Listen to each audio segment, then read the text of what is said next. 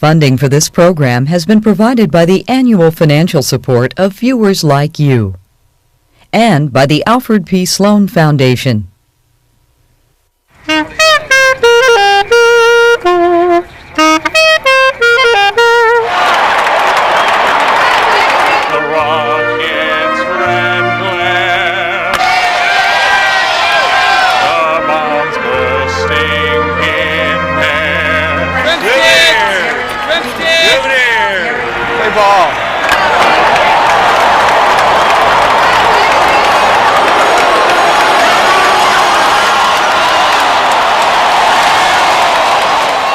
Hi, I'm Bob Cringely, and this is 3Com Park, home of the San Francisco Giants. It's the last game of the regular season, and the Giants have already clinched the National League West Championship. They used to call this Candlestick Park, but now it's named for 3Com, a company that made its millions by plumbing the internet. Now, thanks to the growth of cyberspace, their bits and bytes have bought them the best bats and balls. This series is all about the internet and the wired world, and about the geeks and nerds who largely by accident invented it, making billions and billions of dollars along the way. And that's all it takes to put your name on a ballpark.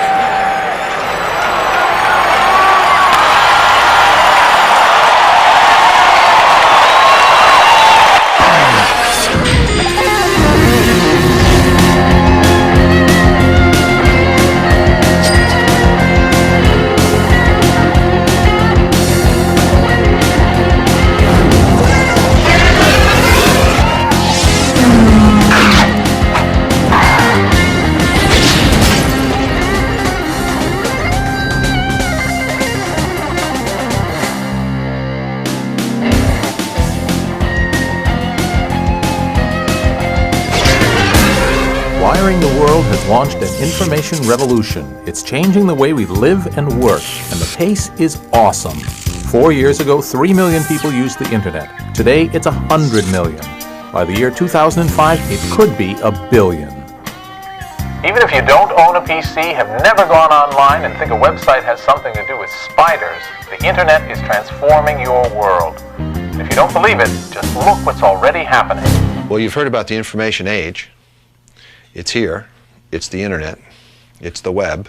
It's happening right in front of us. It's a privilege to be here watching it happen because I've been worrying about it for decades. The internet boom hasn't even started. I mean, people are all, geeked up about it, but we're just beginning to scratch. I think we're in the roaring 20s. For the true believers, the internet is much more than an electronic novelty. They have adopted a web lifestyle.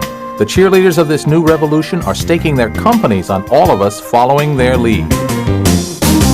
You're living a web lifestyle when you just take it for granted that any purchase you make, any new thing you want to plan like a trip, you turn to the web as part of that process. People today live a phone lifestyle and a car lifestyle. And they almost laugh when you say that to them because it's just so taken for granted. A web lifestyle means living in the fast lane where time seems as compressed as the data in the wires, and change is the only constant. Take this building south of Market Street in San Francisco. 5 years ago, it was mostly derelict. Now it's been colonized by young internet entrepreneurs. But for how long? Aha! Things have changed. Yes, we're on the move now. Hey.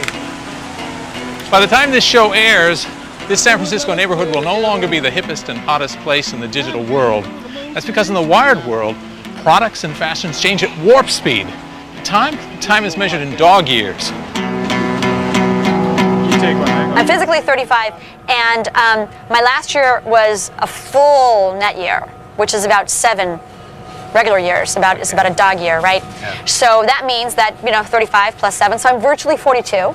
Right, so basically, since I kind of feel 42, since I live so hard, I may as well have my midlife crisis and get it all over with, right? Buy a motorcycle, right? Date a young guy. In internet time, There are no secrets. There's no time for delay. There are plenty of competitors who are going to eat you alive. You need to not take a breath and start over and do it again as soon as you get done with one. And you need to juggle 3 or 4 of these all the time. That's how you compete and survive if you're in the software business on the internet. In the web universe, the person with 2 years experience has gotten more experience in web years than someone who's got 20 years of the previous generation of programming. It's a bit of an overstatement, but web years, are a wonderful curiosity to the general public and an actual health threat to those who work in the industry. Well, I've been in the net for 3 years, and 3 years ago I was 41, so 41 and 21 makes me 62. You're a senior citizen.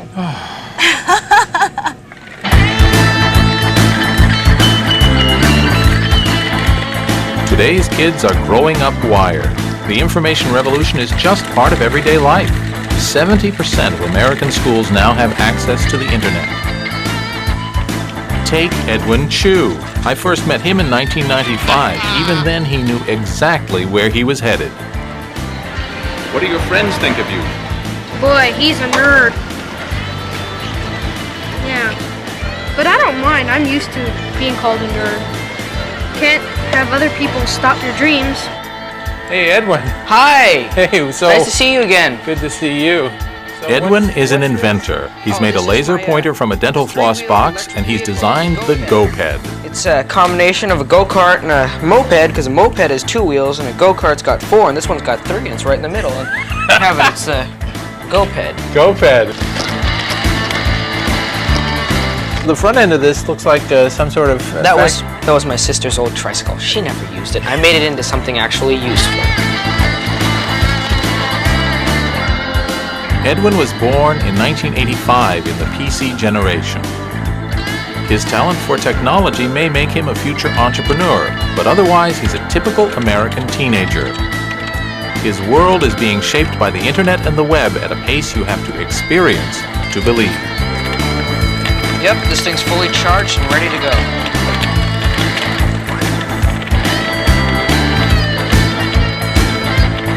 He's left me in his dust.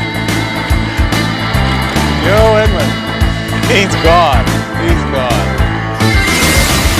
Nothing illustrates the incredible rate of change in the internet better than the story of 6 young guys I first met with 4 years ago in that garage. Straight out of Stanford University, they started a company then called Architects, and I've been coming back every year to watch them grow. And have they grown? The company, now called Excite, is worth more than $1 billion. Let's flash back to that first meeting in 1994. It's hard to look beyond, we need a demo, and we need it now. Usually at the core, there's one guy with minimal social skills, but just amazing brain. He has great social skills. Oh, he has great social skills. Here you are. Well, how's it going? It's going great. How is it like working with these semi-incompetents? They're all quite competent, and it's a lot of fun. How much so far has this all cost? $2,000 maybe? Do you still have money in the bank? Oh yeah. We're frugal. We're really frugal. It's amazing. That's why the rice. That's the rice. Exactly. I'll return to the Architects boys to see how they get on, but already they were smart enough to see that information technology was going to be a big business. The PC was the largest single legal creation of wealth we've ever seen on the planet, so I figure right now we're into year 3 of the web, and by my calculation, the new companies, not the existing ones, but the new web companies, are worth more than $40 billion. And that's 4 times what the PC companies were worth at this point in the decade of the PC. This is not a hula hoop, it's not a fad. Hey, aren't the experts saying that very few internet businesses are profitable? Well, that's true right now, but in cyberspace, these are pioneer days and the land rush has just begun. Still, there are a few early stakeholders who have already hit pay dirt.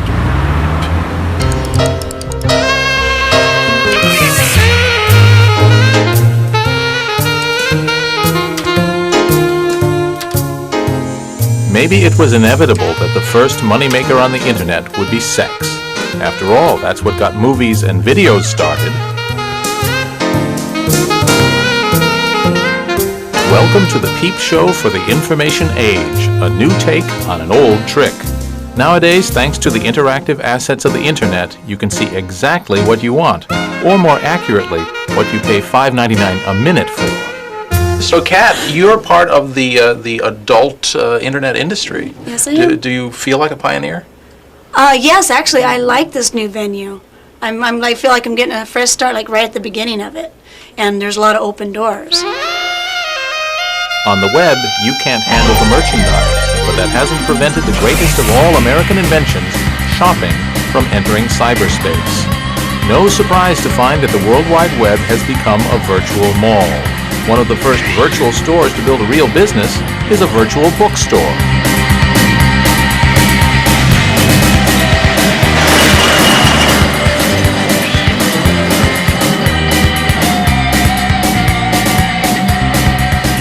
This is Amazon.com, the brainchild of Jeff Bezos.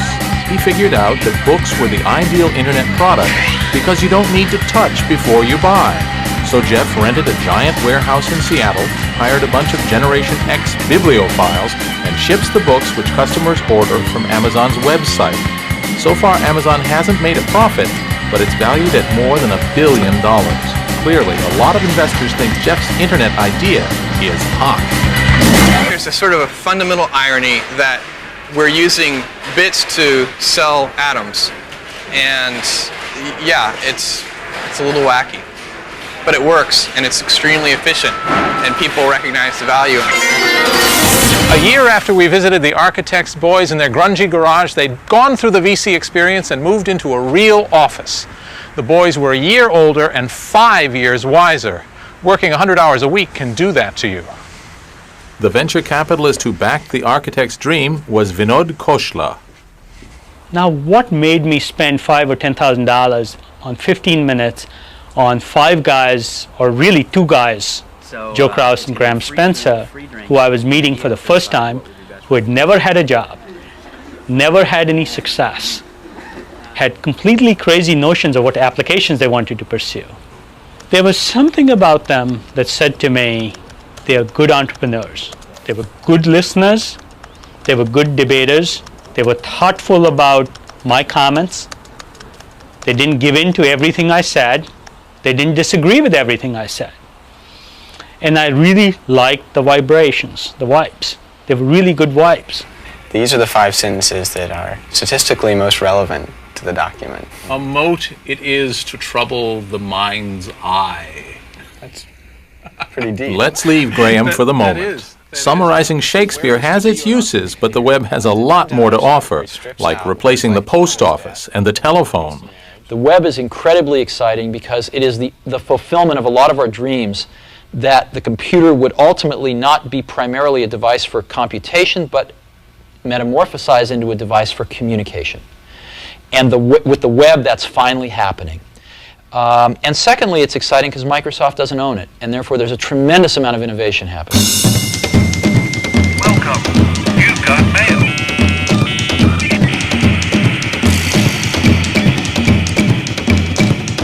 Welcome. You've got post. And the tool for communication is... email, baby. That's number 1. I must get, I probably get 100 pieces of email a day.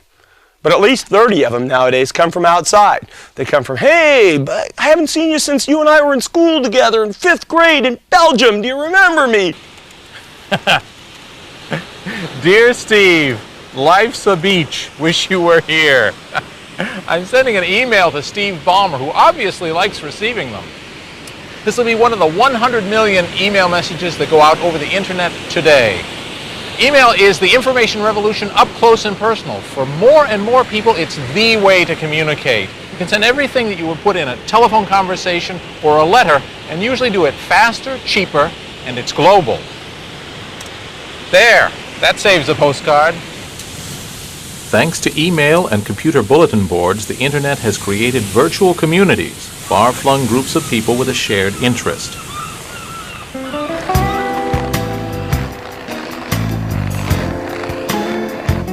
Boston writer Fawn Fitter joined The Well, one of the oldest electronic meeting places, where she has met, talked, and argued with kindred souls, and even fallen in love. I had this computer and I went out and bought this modem and I got online and I was just blown away. Absolutely. Because I realized that here was this literally community of, at the time probably about 5,000 people who were not just talking about sex or trying to pick each other up or whatever, that they were having actual conversations about actual things that I was interested in. I will confess that when I first got online, I had a little cyber fling. And the thing about online romances is that because you aren't actually with the person, you can project anything you want onto them. And then when reality slaps you in the face, it can either be a real wake-up call or it can work out wonderfully. I was just blown away by the style and fluency of this person's written communications. And then when we met in person, it just became apparent that he wasn't quite as fluent with emotional interchange. I'm not slamming him. He's a good guy. He's just not the one for me. And I don't think of having met him online as being all that very different from having met him at a party or in a bar or through a personals ad or rollerblading down the sidewalk.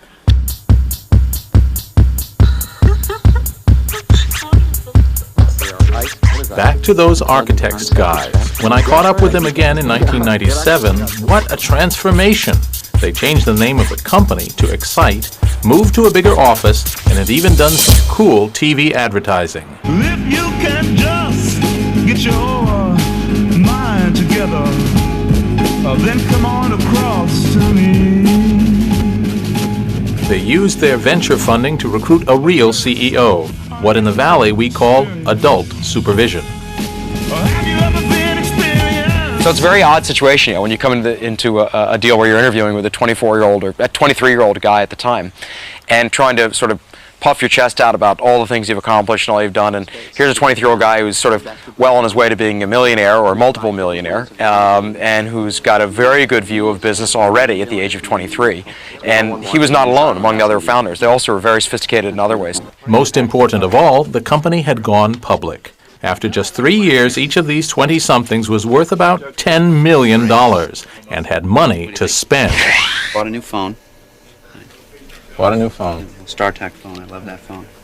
And I've bought a camera. This is sort of my other new toy, which is just small. Take pictures. Try to take one picture a day in my life and record it.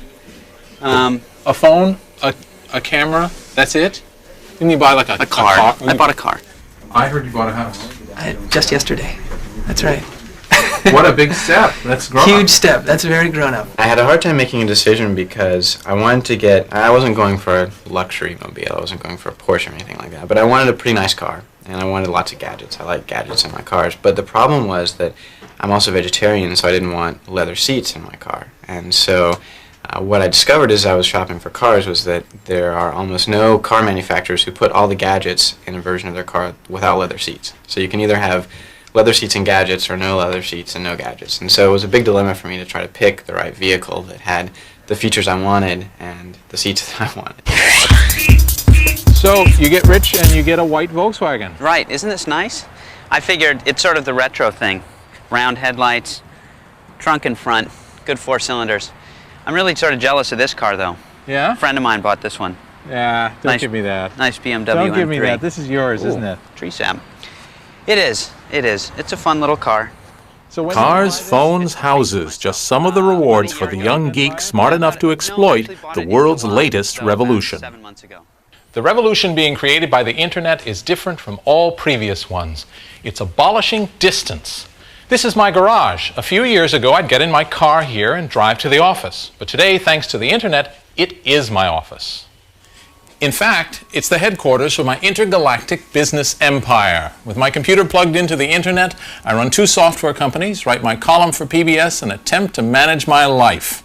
It's a revolution, all right, and you know what? We owe it all to the Russians. The race to the new frontier, outer space, was the new sensation of 1957. Up through the fast-thinning atmosphere, the climb into the space void. From the desolate It began with Sputnik, the satellite launched by the USSR in 1957. Sputnik caused a worldwide sensation and sent shockwaves through the U.S. administration. It forced two presidents into action. Their separate initiatives both paid off years later in 1969. With hundreds of circuits in orbit.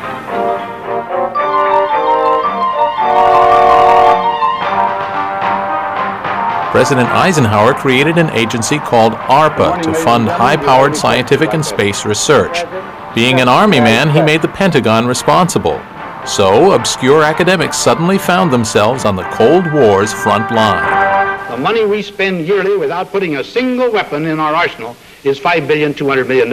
It created a considerable stir. It was clear that the area that we had chosen to work in was going to get more attention. And science, for a long time before that, had not had a particularly good name. It had not been a big deal. And I think there was a sudden realization that it maybe was important after all. All pre-start power lights are correct. The ready light is on. President Kennedy's challenge to the Russians was to commit America to putting a man on the moon. He gave that project to NASA, the civilian agency. By now, it had taken over from the Pentagon responsibility for space research. Godspeed, John Glenn. 10, 9, 8, 7. I believe that this nation should commit itself to achieving the goal before this decade is out of landing a man on the moon and returning him safely to the earth.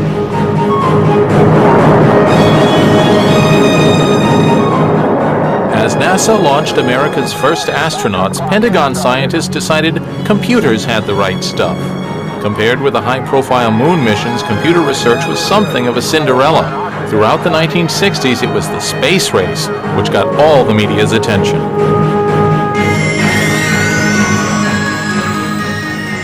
The computers of the 60s were the size of small apartments. Their use was strictly rationed, and only a few people got anywhere near them. Still, a visionary psychologist at MIT, J.C.R. Licklider, known to all as Lick, saw their growing potential. The computer technology has been moving in a way that nothing else people have ever known has moved. Here's a field that gets 1,000 times as good in 20 years. Lick had this concept of the intergalactic network, which he believed was everybody could use computers anywhere and get at data anywhere in the world. Specialized hardware facilities tend to be expensive but very efficient. On the other hand, if they can be distributed, then specialized hardware facilities can be very effective and can let us do things that we couldn't otherwise do. Lick was thinking big about the future of networking at a time when there was only a handful of computers anywhere in the world, and decades before the personal computer would arrive. The vision was really Lick's originally. I mean, none of us can really claim to have seen that before him, nor anybody in the world. I mean, Lick saw this vision in the early 60s. He didn't have a clue as how to build it. You know, he didn't have any idea what to do to make this happen.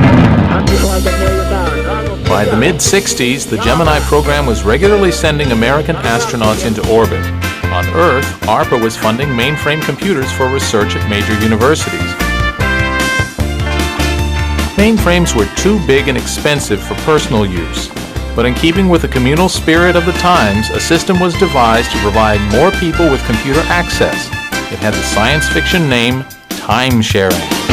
Many users were connected to the same computer, and the user had the illusion, every individual user had the illusion that the computer was just serving that user. Mm-hmm. The computer was fast enough so it could serve you and move to the next person and the next person and the next person and come back to you, and you were never aware of the fact that it left you. The Internet and the World Wide Web were really born right here at the U.S. Pentagon, headquarters for the world's most powerful fighting force and home of the squarest jaws on the planet.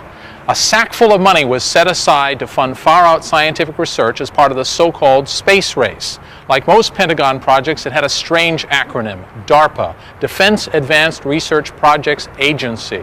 But DARPA had very little to do with defense and a great deal to do with the research interests of the people who controlled the money. As NASA achieved the first docking in space, Bob Taylor took over ARPA's responsibility for spending the Pentagon's budget for computer research. In most government funding, there are committees that decide who gets what and who does what. And in ARPA, that was not the way it worked. The person who was responsible for the office that was concerned with that particular technology, in my case, computer, technology was the person who made the decision about what to fund and what to do and what not to do. So the decision to start the ARPANET was mine, with very little or no red tape. It's more than 30 years since Taylor worked in the endless, nondescript halls of the Pentagon. And do you know, they have a speed limit in these corridors.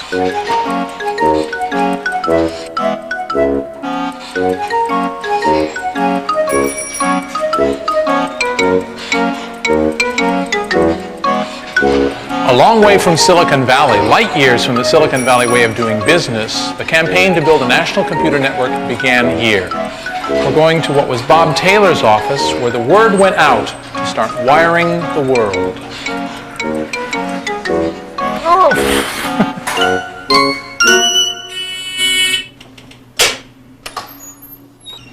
Hello. Hi. Hi, Bob Cringely. Jim McKinney. Okay, Jim, do you know that the internet was was founded right in this room? No, I did not. Well, you haven't redecorated either, as I can see. So do you use the internet in your work? We certainly do. It doesn't look like much, but here Bob Taylor had a brainwave. How about networking all of ARPA's computers together? So he asked his boss, Charlie Hertzfeld, for $1 million. And he got it. Can I get a job here? I was sitting in my office in the Pentagon, and to communicate with people at Santa Monica, I had to sit down at this terminal here. And if I wanted to talk with the people or the computer in Berkeley, I had to get up from this terminal and go over and sit at another terminal, go through a different protocol, a different command language. The same for MIT. So the obvious question is, wait a minute, why don't we have one terminal and have all of these places interconnected? It might not be an intergalactic network, but even interstate would be a huge step. The universities ARPA funded weren't enthusiastic about the so-called ARPANET. But many of the people in charge of the computing facilities at these ARPA-supported places saw the ARPANET as a threat, in the sense that it meant that someone from another part of the country would be using some of your precious computer time. Typical response was, why? I said, well, look, you'll be part of a network, and you can use other people's networks, and they can use other people's computers, and they can use yours. I said, no, nobody can use mine. It's overloaded right, 100% right now. Don't touch me.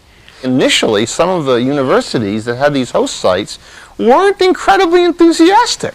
I mean, they would say, why do I want anybody else to use my computer? I'm busy enough right here. Oh, I don't want to share anything at that other guy's site anyway. We've got our own, fish to fry. People were totally unwilling to do it.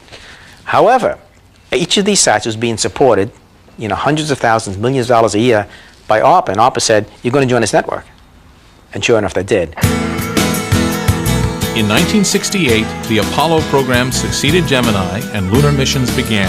Meanwhile, Bob Taylor was pushing his plan to link ARPA-funded mainframes at UCLA, UC Santa Barbara, and Stanford in California, and the University of Utah. So ARPA issued a request for quotations to 140 technology companies. The brief was to invent the first ever digital computer network. Time for the Cringely Crash Course in Geek. That's modern geek, not ancient. Every revolution brings its own specialist vocabulary. I bet Alexander Graham Bell spent entire dinner parties explaining dial-a-joke. Well, the information revolution is no exception. It's brought whole new meaning to words like digital, packet, protocol, and browser. The key word is digital, and we can blame computers for that one. A computer is just a box of switches, and switches are either off or on, represented by the numbers 0 and 1. Any information, no matter how long or complicated, coming from a computer can be represented by a string of those two digits, 0 and 1. That's why we call the process digital. It's not very original, but then computers aren't known for their imagination. Larry Roberts was chosen to draw up the request for quotations. He was an MIT computer scientist who became the chief architect of the ARPANET.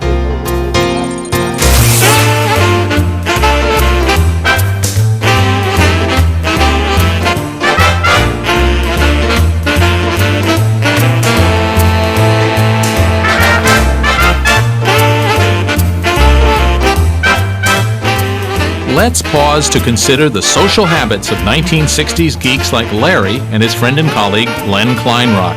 These guys are applied mathematicians, and for fun and profit, they applied their mathematics to gambling. You're a gambler. I do when I can win, when I know how to win. Do you know how to win? Well, at gambling, yes. I know how to count. Larry and I always liked puzzles, and we liked challenges. And of course, Las Vegas presented a wonderful challenge. We were going after roulette. See, roulette is a wonderful game. It's a game where you lose a nickel on every dollar you bet, by and large, if it's fair. So we developed a system to just measure where the ball and the wheel were, calculate when it's going to fall in, and you just have to predict half the wheel, and you've got 2-to-1 odds in your favor. But we needed some data. And so I wanted to record the sound of the wheel and use the sound of the wheel and the Doppler shift of the sound of the wheel to find out when. And I went to another casino and I tried to record it. So Larry put a microphone in his hand, a wire to a recorder inside his jacket, and wrapped his arm as if he had a broken arm. And he put his arm next to the wheel. And I was a decoy. I was there gambling and drawing attention to me. And Kleinrock sat there betting on the side. Well, he started winning. And the pit boss came by as he started showing him winning, and my bandaged hand near the wheel. And he said, "Now, what's wrong with your hand?" And I said, "Well, I burned it." And now the croupier started noticing me, and he saw Larry and me walking together. So I'm winning, I'm a buddy with Larry, and Larry's hand is right next to the wheel, wrapped up like a mummy. So this croupier takes Larry's broken arm and he yanks it. And he said, "Well, would you like it broken off?" And so at that point, we decided we better leave.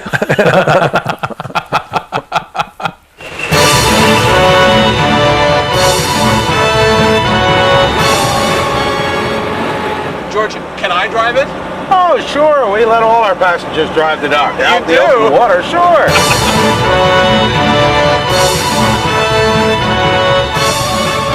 Let's get back to New England, true birthplace of the information age. Not only is this the home of Captain Bubblehead and his amphibious assault craft, but in the 60s it was the hub of advanced computer research. Massachusetts is famous for much more than just the Boston Tea Party, which happened over there in Boston Harbor. It's also renowned for Boston's twin city across the river, Cambridge, home of two of the most high-powered scientific institutions in the world. But beyond Harvard and MIT, the Massachusetts Institute of Technology, there's another outfit often called the Third University on the Charles. It's a high-tech engineering company called BB&N for its founders, Bolt, Baranek, and Newman. In 1968, BBN was ready to take its place in networking history. So let's meet some of the team who would unexpectedly change the world. Californian Dave Walden made juggling the hobby of choice around the ARPANET community. Frank Hart was a systems engineer from Yonkers with a reputation as a tough manager. Severo Ornstein, musician and rock climber, later founded Computer Scientists for Social Responsibility. This outfit was ready for the challenge issued from the Pentagon. BB&N was aware for some time before that a bid was, a request for proposal was coming. Bob Kahn in particular, who was one of our team, was aware of that. BB&N put together a team of people to get ready to bid. So in fact, we were working on the bid before the request for proposal came out. Planning, thinking, doing designs. So when the actual request for proposal came out, in some sense it was like doing the design a second time. It seemed we could build it, and I went in and told Frank, in words which I guess have become somewhat immortalized, that sure we could build it, but I had no idea why anybody would want such a thing. Christmas 1968. The Apollo 8 astronauts became the first men to orbit the moon. God said, "Let the waters under the heaven be gathered together into one place, and let the dry land appear. And God saw that it was good." And from the crew of Apollo 8, we close with good night, a Merry Christmas, and God bless all of you on the good earth. And BBN got their own Christmas message from ARPA. They'd won the bid. Now they would have the chance to start wiring the planet. First, they had to turn a theory into a practical network. Len Kleinrock at UCLA was the guy with the theory. My PhD dissertation basically uncovered the underlying principles of packet switching, of message switching, of burst communications, of data networking. Here's another word from the Cringely Glossary of Geek: packet. And since this is the very foundation stone of the Internet, please pay attention. We have two computers, and they are connected to each other by a digital network. We want to send a message from one computer to the other. Do we send it as one big chunk or lots of little chunks? Well, it's much easier to put sand on a pipe than boulders, so I say little chunks. These chunks are called packets. And the first thing we do is we number them so we know their order in case they get out of sequence going over the network. And we add some extra information to them that says where they came from and where they're going, so that if, for example, there's a traffic jam along here, the network can redirect them through another computer. That's called packet switching. This is how the Internet works. Of course, there's no guarantee that the person on this end is actually going to read it. The packet switching network planned by ARPA used phone lines, but in a way they'd never been used before. When you make a phone call to your mother-in-law and then talk to her on that phone line, whether you talk fast or slow or halt in the middle, you tie up the phone line the whole time. Computers tend to talk in little bursts when they talk to each other. So there was a lot of technology that had never been done in trying to break up messages into packets and send them over phone lines. Vint Cerf was at UCLA. Bob Kahn was at BBN. Two more pioneers who helped design the ARPANET. They're not exactly household names, but they should be, as we'll be hearing later. There is an electrical linkage, an electromagnetic linkage between your telephone and the other one, which stays up, fully connected, until the conversation is over and one of you hangs up. It would be the equivalent of, in order to drive from, let's say, Washington, D.C. to Los Angeles, having to reserve the whole road, for you to make the trip, and it's not a very efficient use of the road space. To build a network linking mainframe computers over telephone lines, in the 1960s there were two monster companies you'd expect to be involved. But both AT&T and IBM declined to bid. When I asked AT&T to participate in the ARPANET, they assured me that packet switching wouldn't work, so so that didn't go very far. The telephony attitude, I hope my phone doesn't get cut off. The telephony attitude is not very compatible with packet switching. What is the telephony attitude? Well, the telephony attitude is we're going to guarantee certain capacities. It's about guaranteed levels of service. It's about investments that that you make, that you get back over decades, and the world is simply moving much faster than that. The difference between a person talking on a phone line and a computer sending bursts of data is simple. Computers do it quickly and more efficiently. Sorry, Mom. Packets are just like postcards. They've got to and from addresses, and they have a finite amount of content on them.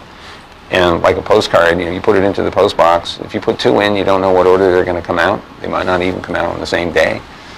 Some of them get lost. That's true of packets. They don't necessarily follow the same paths to get to the destination. That's also true of electronic packets. The only difference is an electronic packet goes about 100 million times faster than a postcard. So while NASA was sending men into space, the team at BBN was shipping packets down phone lines. Basically, I knew nothing. I would also say that most of us on the team didn't know anything about packet switching because, in fact, we were inventing packet switching. There were a lot of very difficult, detailed technical problems. But breakthrough would not be how I would describe any of that. I tend to think of breakthroughs as inventing DNA or something else. And there was none of that, really. Yeah, I think actually God invented DNA. And I think none of us had any doubt that we could do it in 9 months. It was an engineering task. It was a fun one. Yes, we were going to have to work day and night and weekends, but not so hard. By an odd coincidence, the ARPA-funded scientists designed the blueprint, wrote the software, and built the computers for the world's first digital network, just as NASA's Apollo program reached its lunar climax. Two visions of science and technology. one begun in 1958 and the other in 1961, would both deliver the goods within a few weeks. Kinda neat, isn't it? I wonder what became of the space program. Come here, I want to show you something. It's right over here. This is a historic machine. It's the first IMP on the ARPANET. IMP stands for Interface Message Processor. Today, we'd call it a router. Back then, it was a mini computer that was connected to one or several mainframes here at UCLA and made possible packet switching. The packets would come in, the IMP would sort them out, error correct them, and either send them to those local machines or later, when there were more IMPs, send them across the ARPANET. Oh, you can tell this thing was built for the military. It's built like a tank. And for the first 7,792 hours of the ARPANET, it made sure that we got a message instead of a mess. After just 9 months' work, the moment of truth. The first IMP was ready to be blitzed with bits. On budget, on time. This was a government project? My laboratory was the place where the internet came to life. It was then called the ARPANET. We had the first switch, which was called an IMP, an Interface Message Processor. It was wheeled into my laboratory over the Labor Day weekend in 1969. And on Tuesday of that next week, we had bits moving back and forth between that switch and my host computer. Len Kleinrock was so moved by his historic role that 30 years later he wrote a poem to recall the romance of imps, nodes, and technical specifications that only geeks could love or rhyme. It was back in '67 that the Klan agreed to meet. The gangsters and the planners were a breed damned hard to beat. The goal we set was honest and the need was clear to all. Connect those big old mainframes and the minis lest they fall. BB&N delivered the product on time, 1st of September, actually a little earlier than the guys at UCLA hoped. Our software wasn't quite ready when the hardware showed up, and it was Labor Day weekend, and we were sort of hoping that it might be delayed. They airshipped it. BB&N had promised that the IMP was running late. We welcomed any slippage in the deadly scheduled date. But one day after Labor Day, it was plopped down at our gate. Those dirty, rotten scoundrels sent the damn thing out air freight. Battleship gray cabinet with eye hooks in the top so that a helicopter could lift it, and it was a refrigerator-sized object with a computer in it, a Honeywell 516, and with special interfaces that had been designed by Ornstein and built by Honeywell in that cabinet so that it would then connect to host computers at each site. And inside was a program which had been written at BB&N. So the machine shows up, they get it on a forklift, and it goes into the UCLA facility, and they turn it on, and it picks up where it left off. You see, the government sometimes picks dates for the hell of it. I mean, there was no reason. If to be truth known, it was an artificial date picked by the government and picked by Larry Roberts. I don't know how the devil they picked it. As I recall that Tuesday, it makes me want to cry. Everybody's brother came to blame the other guy. Folks were there from ARPA, BB&N, and Honeywell, UCLA and ATT, and all were scared as hell. We cautiously connected, and the bits began to flow. The pieces really functioned, just why I still don't know. Messages were moving pretty well by Wednesday morn. All the rest is history. Packet switching had been born. Okay, Neil, we can see you coming down the ladder now. 7 weeks before the ARPANET sparked to life, Neil Armstrong became the first man to walk on the moon. That's one small step for man, one giant leap for mankind. Time will tell whether Apollo or ARPANET meant more for mankind, but there's no argument who had the better soundbite. A month later, a second IMP was ready at Stanford. What memorable message was sent?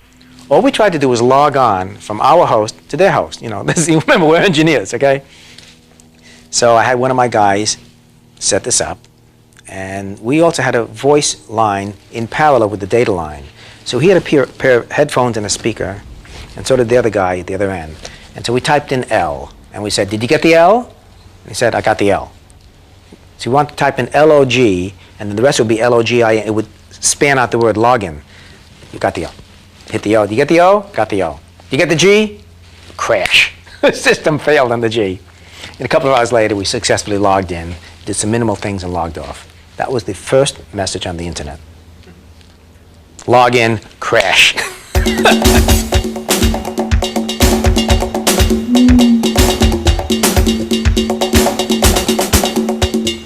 The ARPANET was born at a tumultuous time on campus. You were more likely to meet hippies than hackers.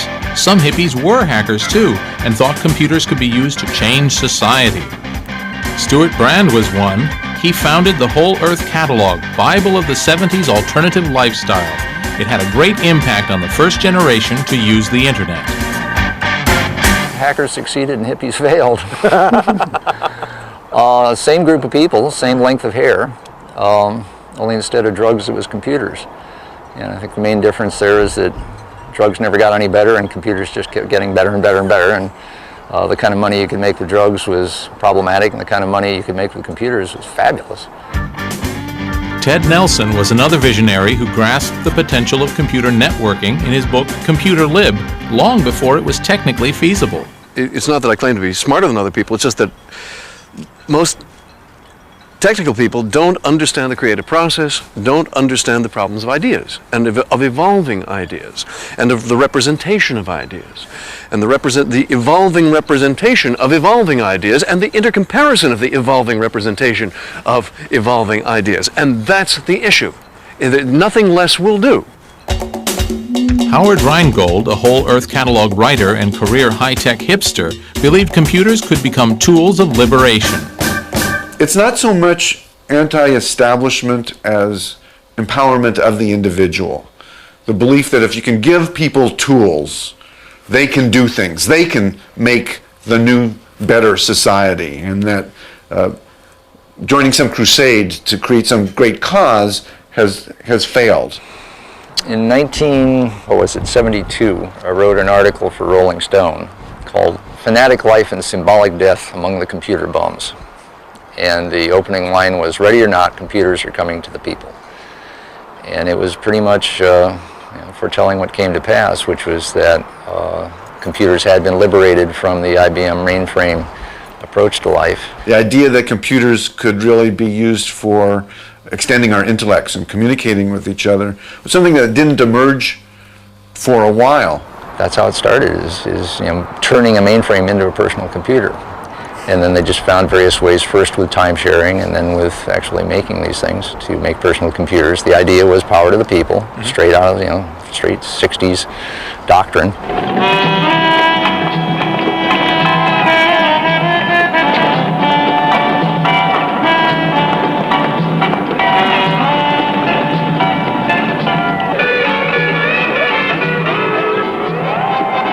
Advances in computer networking weren't limited to the mainland.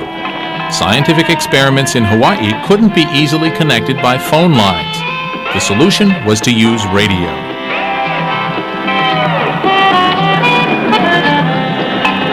So was it the engineering challenge that drew Norm Abramson to Hawaii? Actually, it was the surf. I was teaching out here, actually, at Stanford, when I first saw Hawaii about 30 years ago, and 29 years ago I decided to move there. It took me about a year to find a university position there and moved to Hawaii to go surfing. I don't know much about the University of Hawaii, but it doesn't just jump to mind as a hotbed of computer research. It isn't, but the surf is a hell of a lot better than it is here.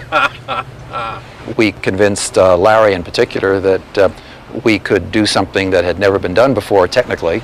And this was what, the Aloha Net? It was the Aloha Net. It was the first network that decided that it was sensible to transmit data into a computer by means of radio waves rather than telephone lines or conventional wires. And we put a radio channel together, connected it in a new way to a computer, a very primitive computer at that time, and demonstrated wireless data for the first time in and out of a computer. And you were doing wireless data in Hawaii because of their islands, is that it? Frankly, I was doing it because of the surf.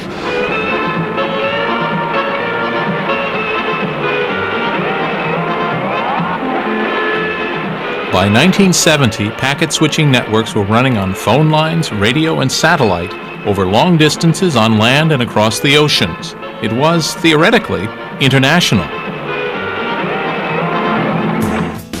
By 1972, the ARPANET had grown to include 20 locations, including MIT. The pioneers from BBN settled down to managing and extending the network. But still, hardly anyone knew about it. So Larry Roberts at the Pentagon decided it was time to let the world know that ARPA had invented the future of computing. I had Bob Kahn organize this huge show for us of the network, where we had dozens of network terminals, and we had an IMP on site in the hotel in Washington. And everybody brought in all their stuff and got their computers online. Basically set up a node on the ARPANET, right on the ballroom, right on the floor of one of the ballrooms.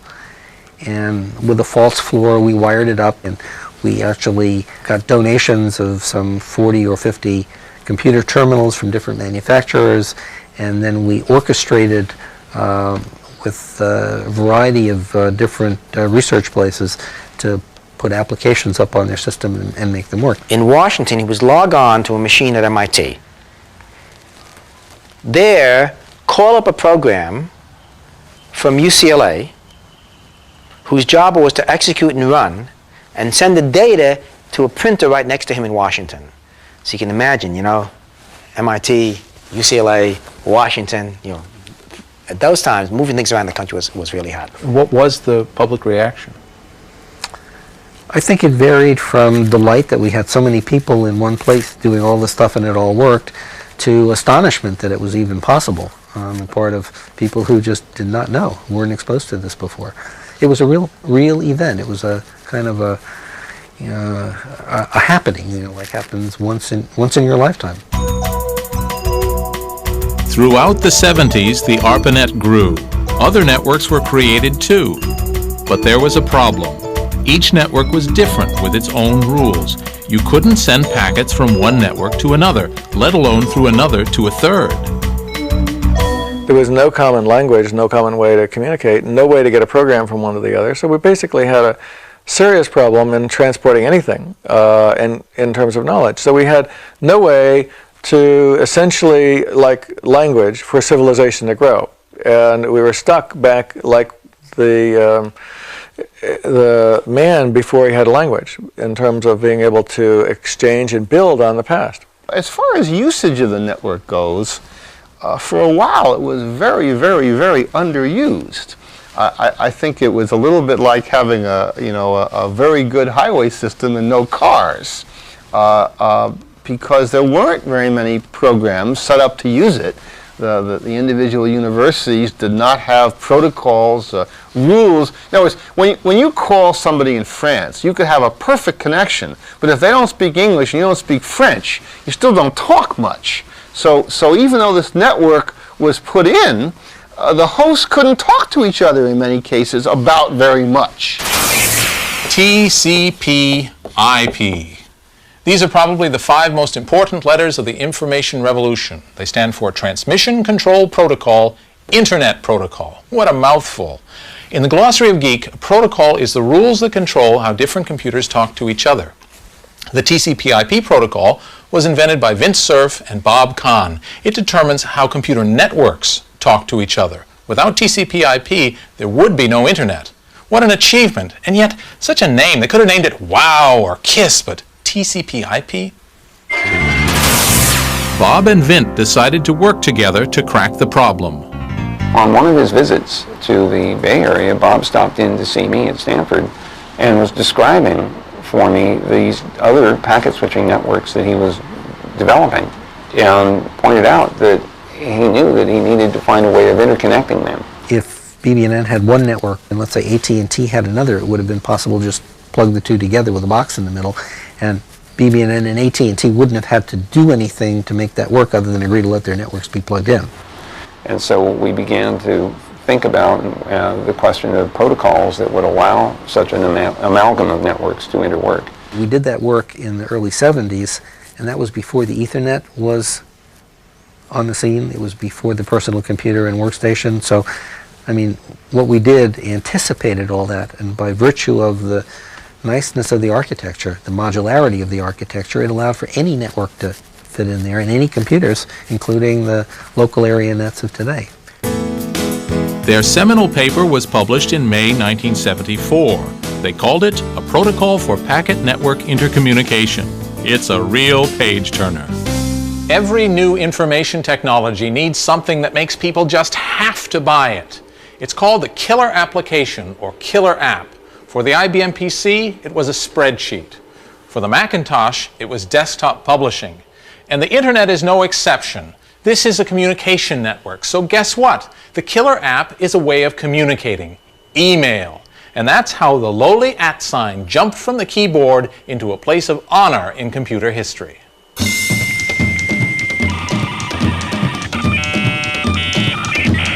Electronic mail was also invented at BBN back in 1972. A program for sending files was adapted to carry a mail message between two mini-computers. Ray Tomlinson is modest about his invention. It was just a hack.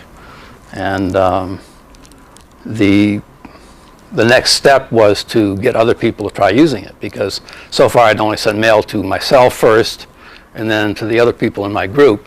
Ray's hack has driven networking for a generation. One of the first applications we put on the system was from Ray Tomlinson's network email. As soon as email came on, it took over the network. But it was hard to believe that that was going to be a major use of the network. It really was. That was not what had been touted in the first place, that sending messages back and forth from people, from person to person, was going to be a large use of the network. It was hard to believe for a long time. People-to-people communications was what excited people. You know, machine-to-machine or human-to-machine was not all that exciting. And where did that icon of the internet, the little @ sign, come from? Credit Ray for that one, too. I looked at my keyboard on a Model 33 teletype. The one that was most obvious was the @ sign, because this person was at this other computer. In some sense, he was at it. He was in the same room with it anyway. And so it seemed fairly obvious, and I just chose it. But with email, you know, you could communicate with a lot of people very, very quickly. Sometimes in the middle of the night, it made it possible to start to move things around that you wouldn't have thought about, dealing with people in different time zones. And so it really caught on quite a bit. So you're the guy who invented the use of the @ sign in email addresses. So Yes. I'm bob@cringely.com. Mm-hmm. So I can thank you. Well, thanks a lot. A lot of people have said that, especially with the advent of junk mail. And of course you now have infinite wealth. No. No? No. And how does it feel to have changed the world? Oh, it feels wonderful.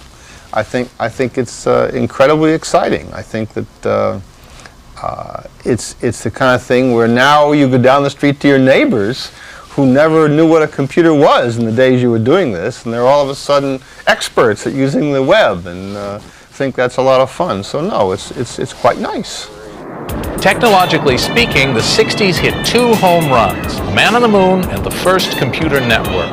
But the funny thing is that none of those pioneers got rich, though at least the astronauts made it on primetime television. As for the geeks who invented the ARPANET, who laid the foundations for the information age, zilch. Neither fame nor fortune.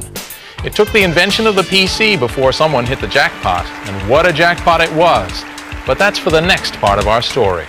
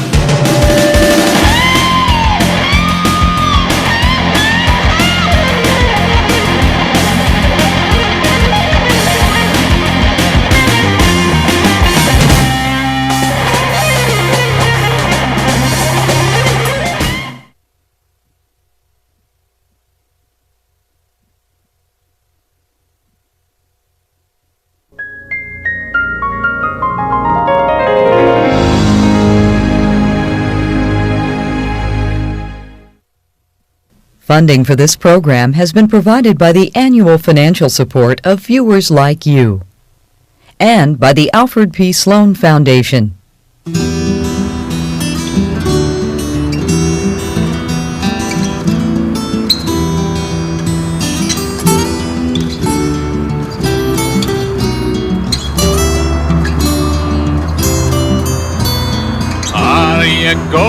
Scarborough Fair. Parsley, sage, rosemary, and thyme. The information superhighway of the 70s, the first ever computer network, was a tool built mainly by graduates of MIT for universities. But linking mainframes on campuses had no commercial application. It took the invention of the personal computer to transform it and spread networking from campus to offices and beyond.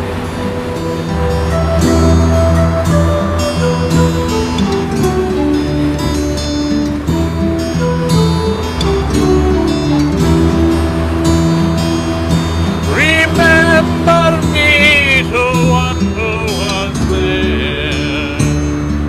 She once was a true love of mine.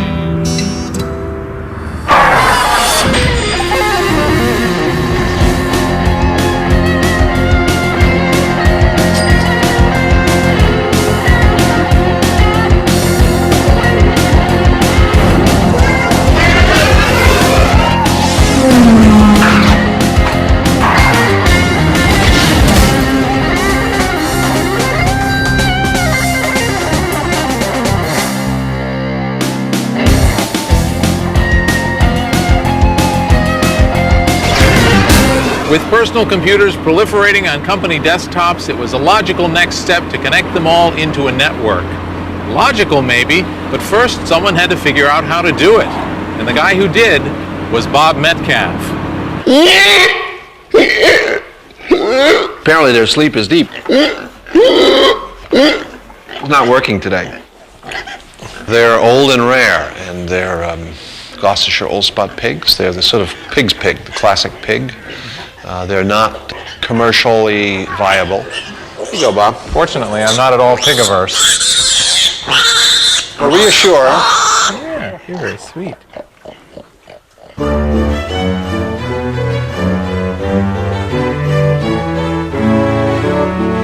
Bob Metcalfe owns a farm in Maine, but we wouldn't call him a farmer. This farm exists to preserve genetic diversity, not to make a living. Bob doesn't need to work. His claim to fame is to be the first computer networking millionaire. How did he do it? It helps to have good parents, and then it helps to work really hard for a long period of time and go to school forever. And then it works to drop quite by accident into the middle of Silicon Valley, where you're swept up into an inexorable process of entrepreneurship and wealth generation, and you pop out the other side with a farm in Maine. I hate to oversimplify. Bob Metcalfe started his computer science career as a summer alternative to working at the Beach Club.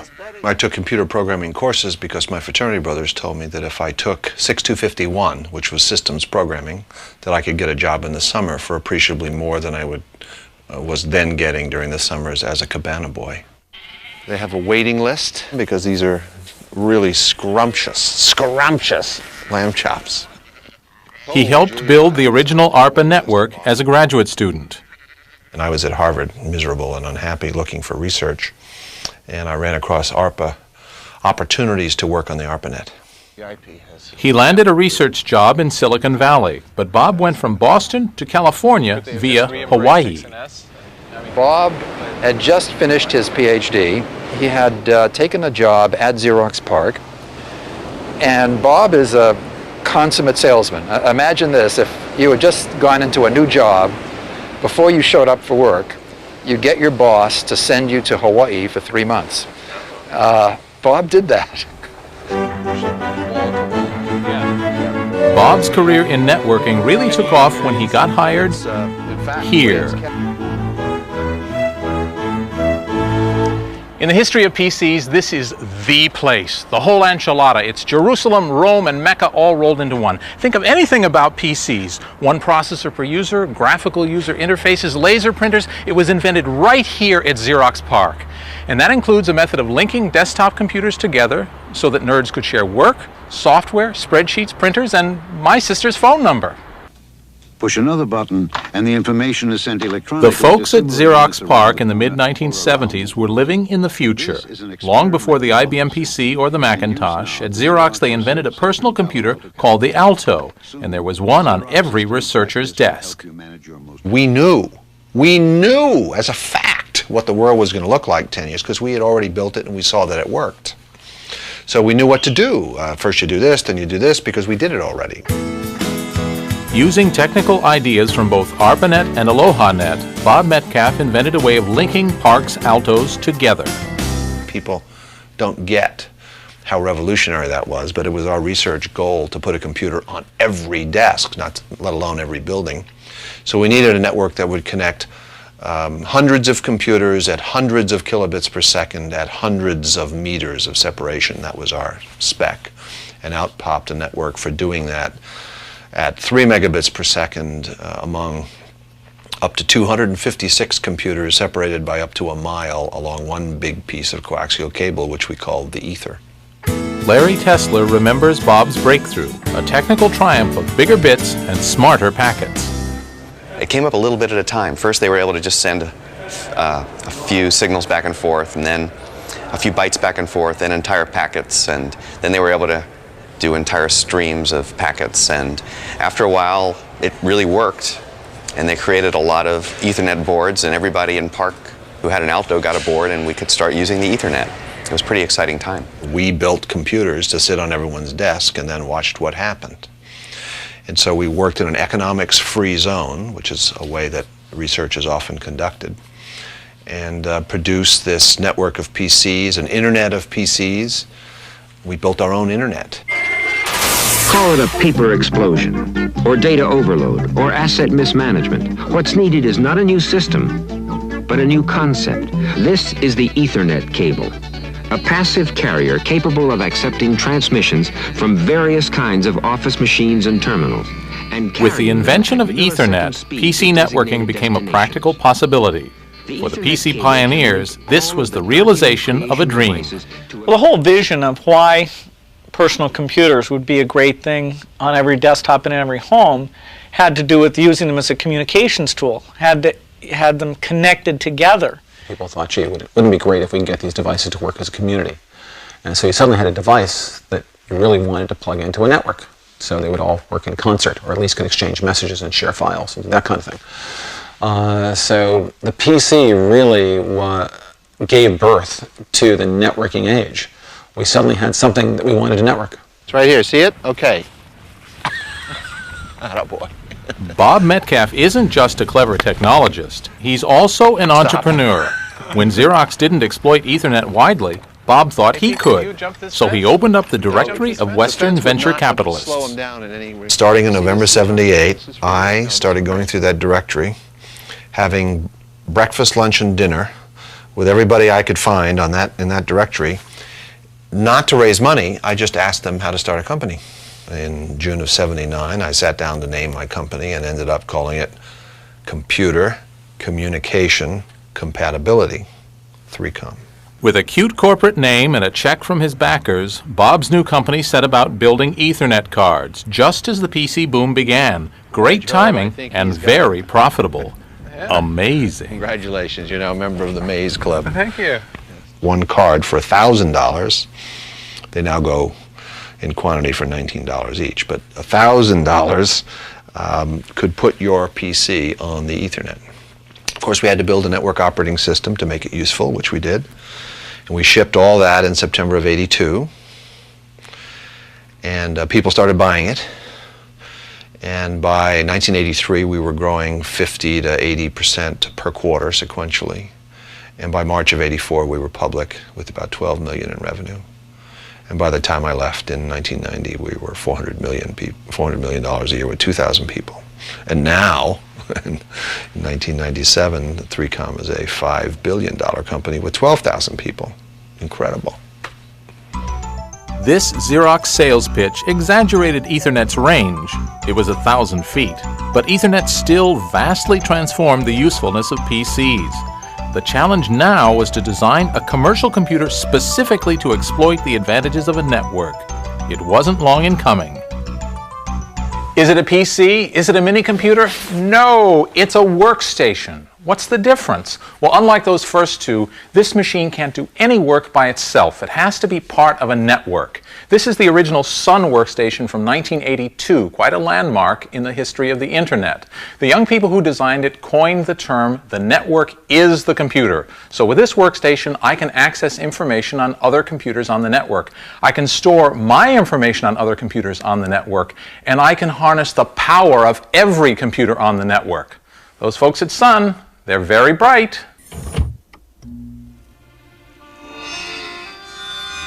The Sun workstation has become an $8 billion business. When the PC was little more than a high-powered typewriter, workstations had the processing power to meet the needs of Wall Street, NASA, and even Hollywood. Guess where it started? This is Margaret Jacks Hall at Stanford University, one of the most historic buildings of the digital age. 3 companies got their start here. Cisco Systems in the basement, Silicon Graphics on the 2nd floor, and Sun Microsystems on the 4th. Collectively, they must have a market value of $100 billion. And Stanford University never made a penny from any of them.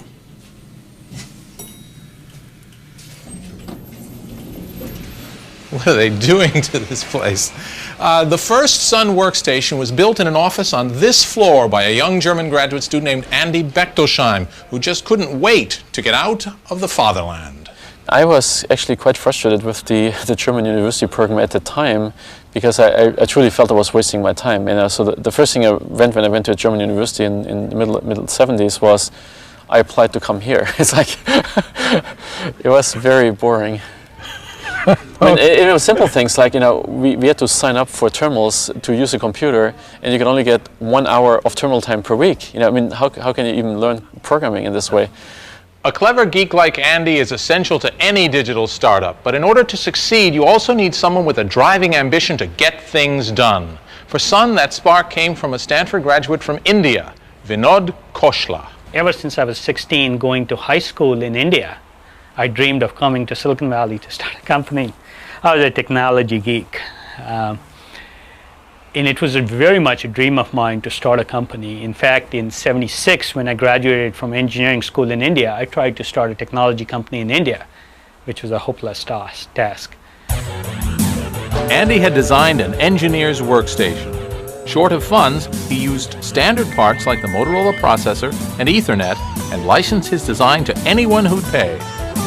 We had this crazy idea that if we build a 32-bit microcomputer with a big screen display and an Ethernet connection running the Unix operating system, we would have the perfect product for the researchers and the scientists and the students at Stanford. Andy was developing the Sun technology at Stanford. He had complete rights to it. He was in the middle of finishing his PhD. When I first approached him, he said he didn't want to start a company, but he would license all of the Sun technology to me for $10,000. And I said, I don't want to do that. He said he didn't want to quit his PhD. And he said he had already licensed it to about 5 other players. And I said, I want the goose that lays the golden egg. I don't want the golden egg. Vinod made Andy an offer he couldn't refuse, half his share in the embryonic company. Vinod got his goose. And with an Indian and a German on board, how about an American, Scott McNeely, Vinod's best friend? Now it was time to divvy up the jobs. There were 2 MBAs, Vinod Khosla and myself. He had done a startup before, so when we sat around and he said, what job do you want? And I go, I don't know anything about this stuff. And he goes, well, why don't you be CEO? And I said, no, I don't know anything about it, you be. So we had an argument and he finally agreed to be CEO. To complete their startup, they needed a software specialist, so they went for the best, a legendary programmer at Berkeley named Bill Joy, who had already delighted his university by creating for them their very own version of the Unix computer operating system. They showed up at my office at Berkeley, and I thought these were like the engineers, and I didn't realize these were the principals. They looked so young and so innocent that I sat them in my corner of my office and made them wait till the rest of the people showed up. And then we had Bill Joy and Andy. The first time they met, they did a Vulcan mind meld, and they were just kind of like holding each other's forehead. You couldn't get too near them because of the sparks and the smoke and the flame. And at Berkeley, Bill would simply take the system, the Unix system, and rewrite it over the weekend. No human on the planet could do this except for Bill. And you'd come in the following week and say, what has Bill changed now? And every once in a while he'd decide to do a new release, and he'd do a release every 3 months. And he would personally read and rewrite all of the code in the system, including all of the applications.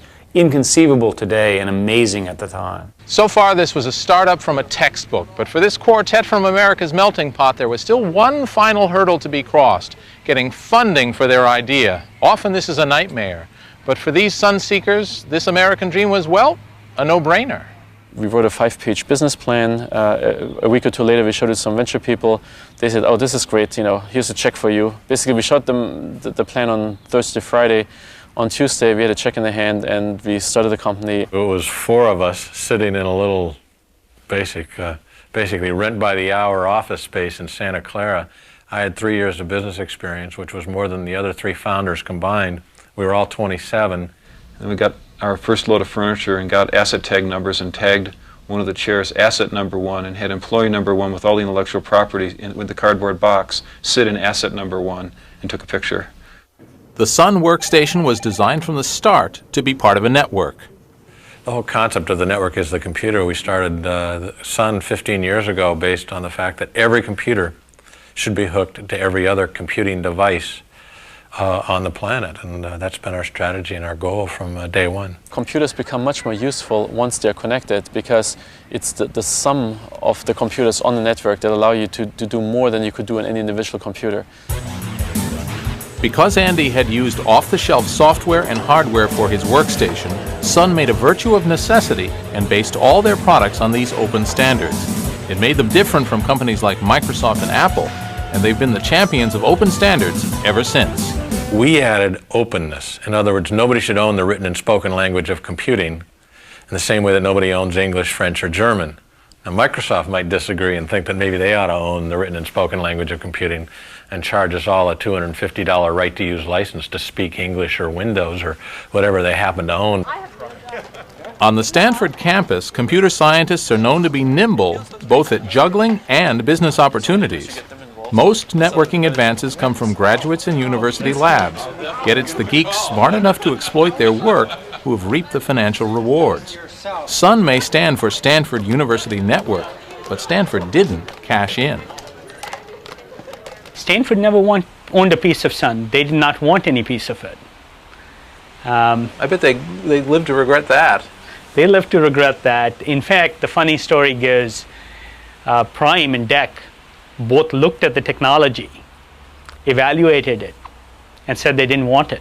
On that basis, I think Stanford decided that it wasn't of much value, and they let Andy own it. Stanford actually had in fact Berkeley had very enlightened, and still do, very enlightened technology perspectives, and that is, the student developed it, they could take the intellectual property and go out. So Andy, when he created the Stanford University Network, under government grants, as well as help from Stanford, he was allowed to walk out with the intellectual property, or the IP, and start a company with that.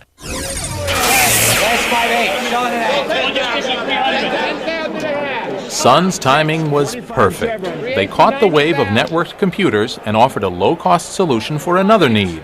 This was the 80s, and Wall Street was crunching numbers faster than ever for junk bond issues, arbitrage deals, and other kinds of financial smoke and mirrors. Sun workstations filled the trading rooms of banks, brokerages, and minimum security prisons. The thing about Wall Street is it's extremely competitive. In other words, if somebody can compute something or figure something out faster than the guy next door, it doesn't matter what the equipment costs, that's what they want. So each trader wanted to have the fastest, highest powered workstation right on the table so to do better trading. And Sun eventually became the dominant standard on Wall Street for trading workstations, not just on Wall Street, actually worldwide. It wouldn't be the last time that Stanford would watch a hugely profitable company ride off the campus.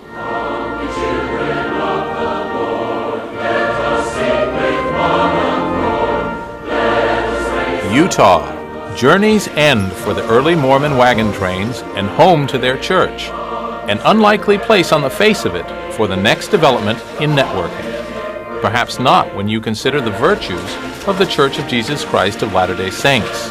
Hard work, commitment, the will to overcome great odds to reach the promised land. And of course, great singing voices.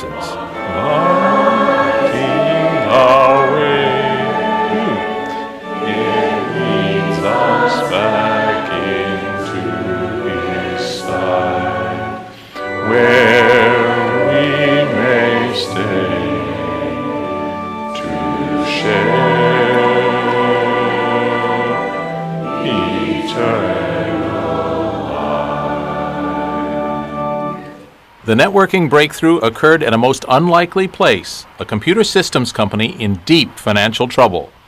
Here's just the faintest reminder that this was the first home of Novell Data Systems, now Novell.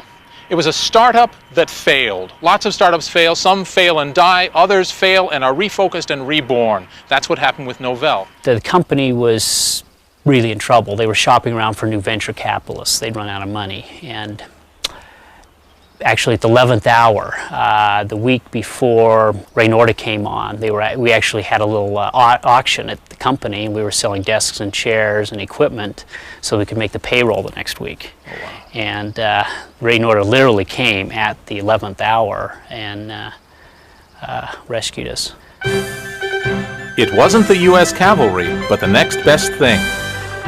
Ray Norda was a veteran turnaround wizard, venture capitalist, and Mormon. Some say he was sorry for the people at Novell. He was called in to save the company. The treasure Ray Norda found in the ruins of Novell was a software project called NetWare, started only a month before. NetWare allowed users to store their data files on big PCs called servers, to share their data with other users, and to use any printer on the network. PCs just couldn't do this stuff before. And the guy who thought it all up, Drew Major, wasn't even a Novell employee. But that Ray, he knew a winner when he saw one. Mountain biking in the Wasatch Range, I quickly discovered that my brain functions better at sea level. But despite the thin air, Novell prospered. Ray came in, investors brought him in and said, can you fix this? Can you turn some money? And he said, you know, the future is software that connects these computers together, and got us out of hardware. And later got us completely out of hardware, which was, at one time, hardware was 60% of Novell's business. So to get out of that was a big move, but it paid off in spades. We caught this vision. We knew that the industry was going to need file servers, and they're going to need to share data. And though the company was falling apart, we just kept cranking on it because we knew that, for example, if the company would have went bankrupt, we were contractors. They didn't even have us under a contract. We would have had at least some rights to what we had developed. And so that kept us going. And of course the vision, even though the company itself, business-wise, was in real trouble. And Ray saw that enthusiasm. I think he got a glimpse of how big it was. I think in the high-tech area, you know, you could say it was technology, we were fast. You could say it was people, Drew is really smart, he was a brilliant man. Ray was strategic in what he did, but it has a lot to do with timing. The advent of the PC, the market need, Novell filled it. In December, we went and saw an IBM PC, the first one in Utah. IBM had done a lot of stuff right, and so we thought, well, hey, we could network that. And so we bought the first IBM PC in Utah. We were the first guys to network the IBM PC. We've got 3 calls holding in network client utilities, 22 minutes being the longest wait time. 4 calls strong. This is Novell's very own customer radio station. It's here to keep NetWare users amused while they're on hold. When you have millions of customers, this is the price of success.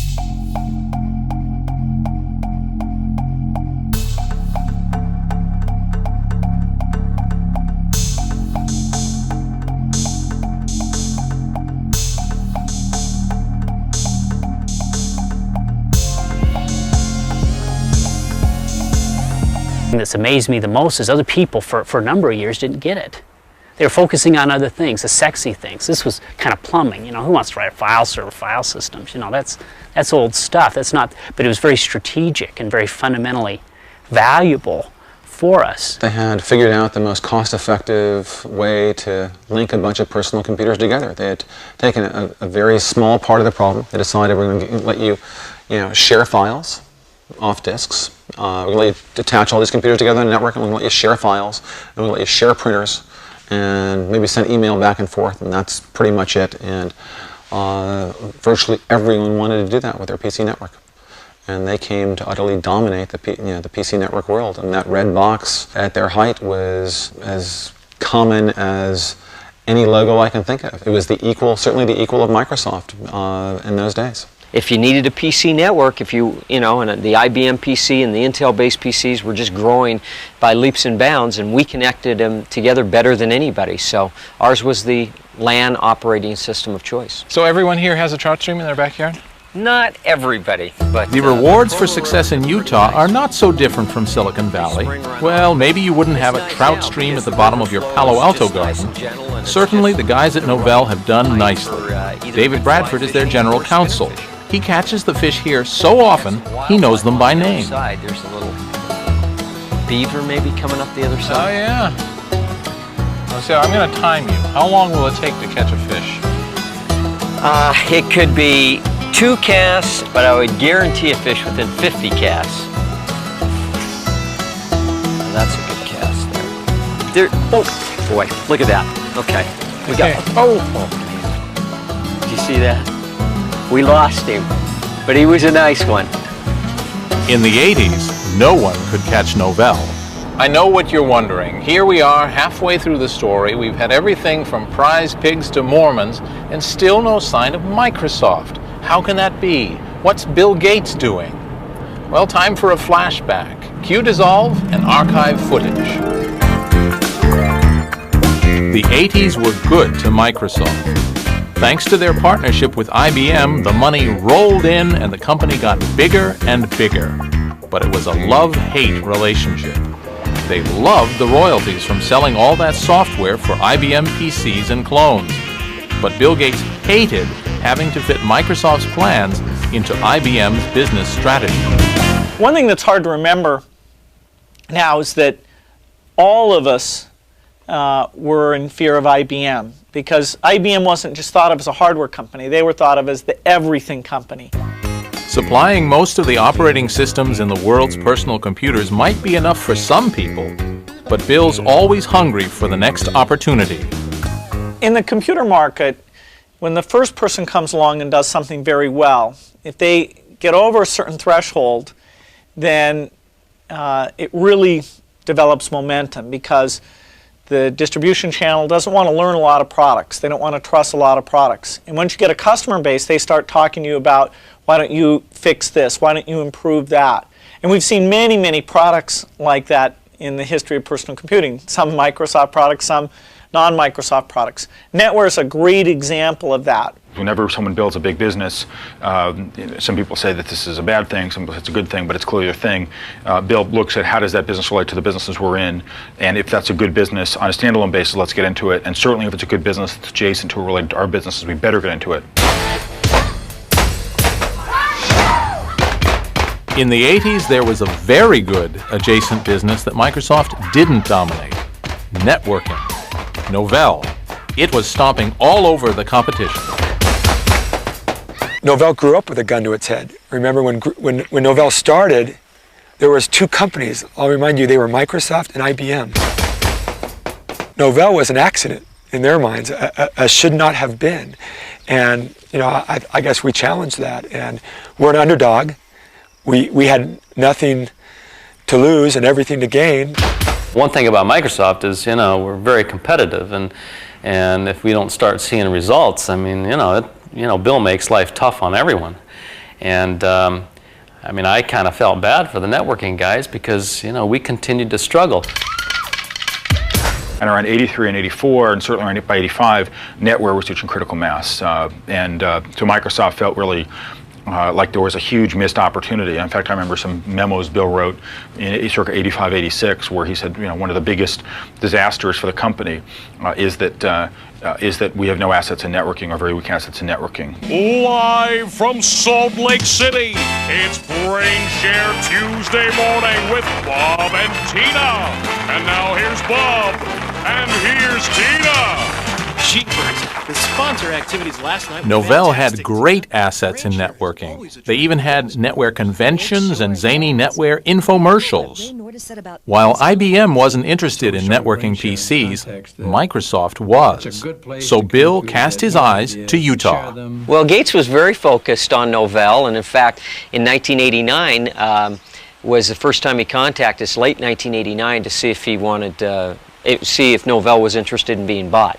Really? So that started 2 episodes of Microsoft trying to buy Novell. We all thought, hey, maybe if we band together, we'll be able to compete and get some portion of the market in a world that IBM dominates.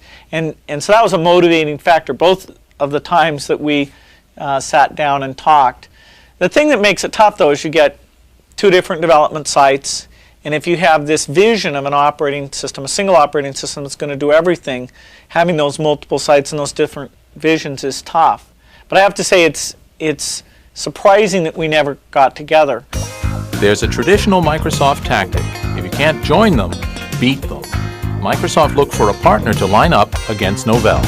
At the time, I mean, we thought that, well, wouldn't it be great to align ourselves with someone else? And we thought that the best partner to compete against Novell, would have been 3Com.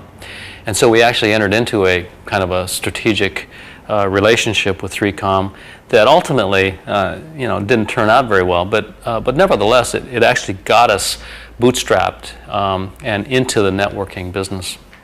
In the late 80s, in our frustration with Novell, we 3Com threw in with Microsoft to unseat Novell in the networking software business. We both went into it with a lot of enthusiasm and a lot of energy. I think we wound up having a business relationship that was cumbersome at best, a technical relationship that was a little bit difficult. And that enterprise met a horrible end in the late 80s. A horrible end, ultimately leading to my departure from 3Com. The cause of Bob's horrible end is still a matter of dispute, but everyone now agrees that Microsoft and IBM had a falling out, and then so did Microsoft and 3Com. What Microsoft failed to tell us was that their relationship with IBM was falling apart at that moment, which came as a big surprise about 3 days after we signed the deal. We eventually separated. I think there was good intent on both companies' part. I frankly, to this day, think we managed the thing very professionally. I know Metcalf has some bitterness about it, but we were both properly looking after our business interests and properly both companies trying to be good partners. And then in 1989, Microsoft announced OS/2 LAN Manager. And I can remember reading the headlines, OS/2 LAN Manager going to put the network operating system out of business. And they predicted by 1991, Microsoft would have 60% share of the network operating system market with OS/2 LAN Manager. And said that Novell's share of the same market would drop to 25% by 1991. Well, by 1991, our share of 50% that we had in 1989 had grown to 75%, and they still hadn't made a dent. So, when that product failed to take off to Microsoft's satisfaction, the middle-level managers at the company there had to blame someone. They blamed us. And so Microsoft double-crossed 3Com and went around us to our own customers with our own product. And so 3Com went into a loss situation. Just long enough for the board of directors of 3Com to decide they needed a new change, a new management. I don't think he has a reason to be as bitter as he is. No, I mean, we were 2 companies, 2 growing companies with growing people who are operating the companies, and we attempted to do a business deal together. We attempted to make LAN Manager and sell and attempt to make their products sell. And they committed to selling a certain amount of it with their products, and they weren't able to do that, and I think that he felt that we sort of unfairly got them into the contractual situation. But, it takes 2 people to sign a contract. When I complained to Microsoft about this, I said, why is it doing this? And the guy involved, who I will not name, but the guy involved looked me straight in the eye and said, you made a mistake. You trusted us.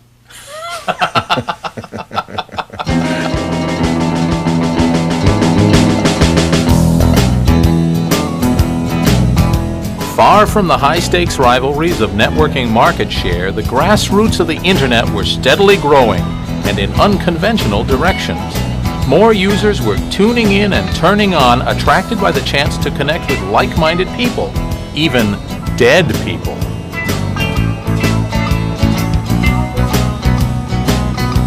No one should underestimate the influence on the development of the Internet of the Grateful Dead. So I got my t-shirt, my VW microbus, and I'm headed out now to see a guy who knows exactly what a long, strange trip it's been to the wired world.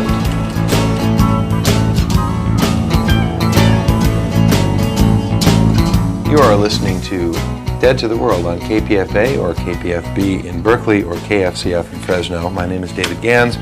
There are a million ways to appreciate the Grateful Dead, and we found a lot of ways to talk about them.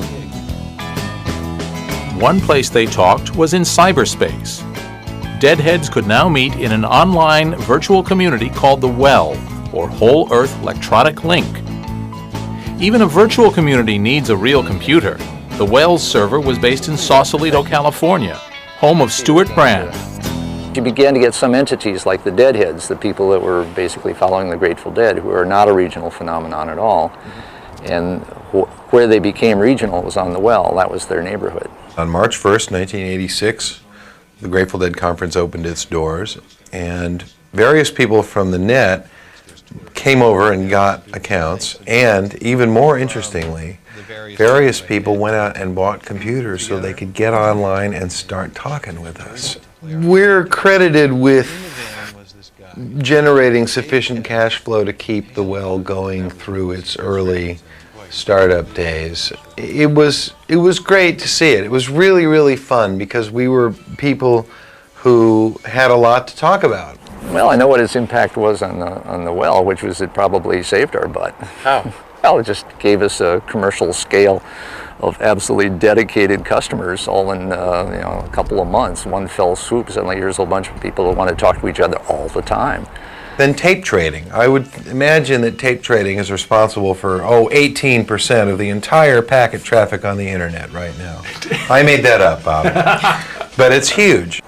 There's a book called The Great Good Place that came along about halfway along in the starting of the Well, which is about great pubs and barber shops and beauty shops and coffee shops where people go and they just hang out, and it's not work and it's not their house, it's this other third place that they go to just hang. The Well became a great good place.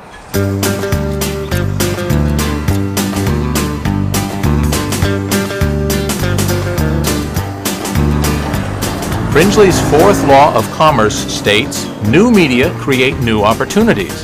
But what kind of profit could anyone turn on the strictly non-commercial internet? John McAfee was the first person to answer that question. He gave away his antivirus software and made a fortune. Nice life.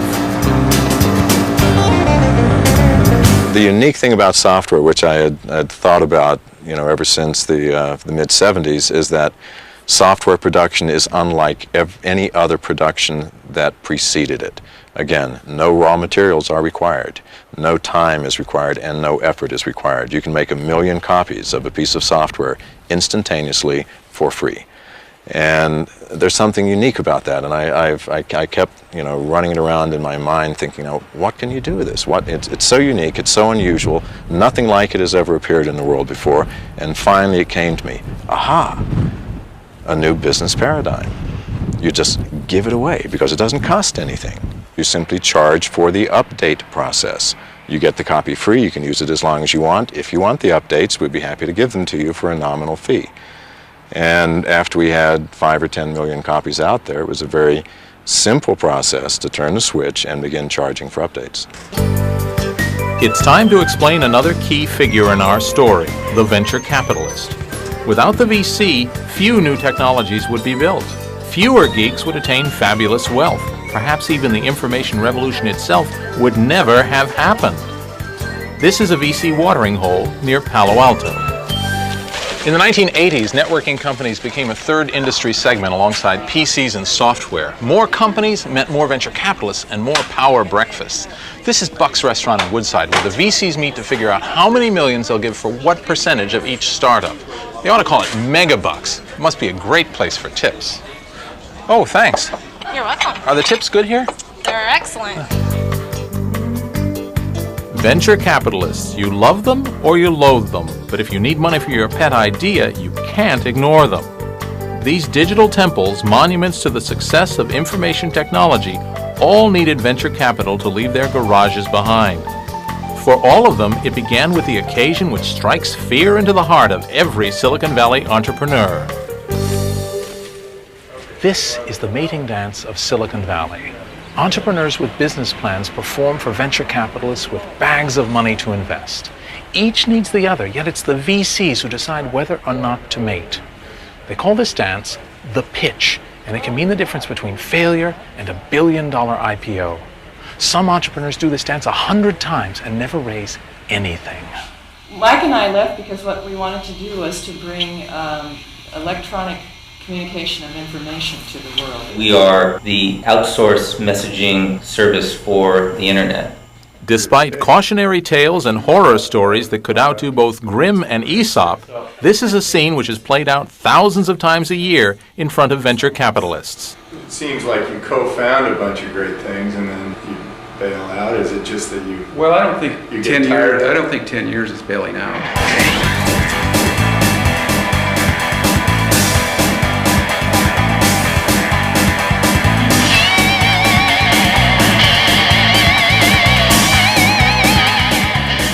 It's horribly repetitive for everyone. 9 out of 10 pitches fail. But just occasionally, a venture deal presents itself which looks like a sure thing. For example, McAfee Associates in 1990.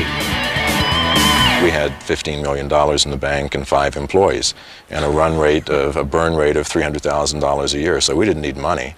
We needed advice. And so we took on the 2 venture partners, and it certainly was the best deal they'd ever done.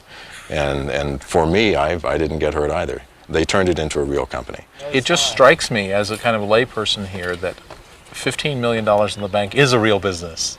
Well, it isn't. It depends on it depends on how you want to measure yourself. Yeah. They invested $10 million, and I believe from my last conversations with TA and Summit that it was the largest deal in terms of net results that they have ever done. Each of them netted over $100 million on this. So they each put in $5 million, and each got $100 million out. You know, as much of a bad reputation as VCs have, they are in fact sharks.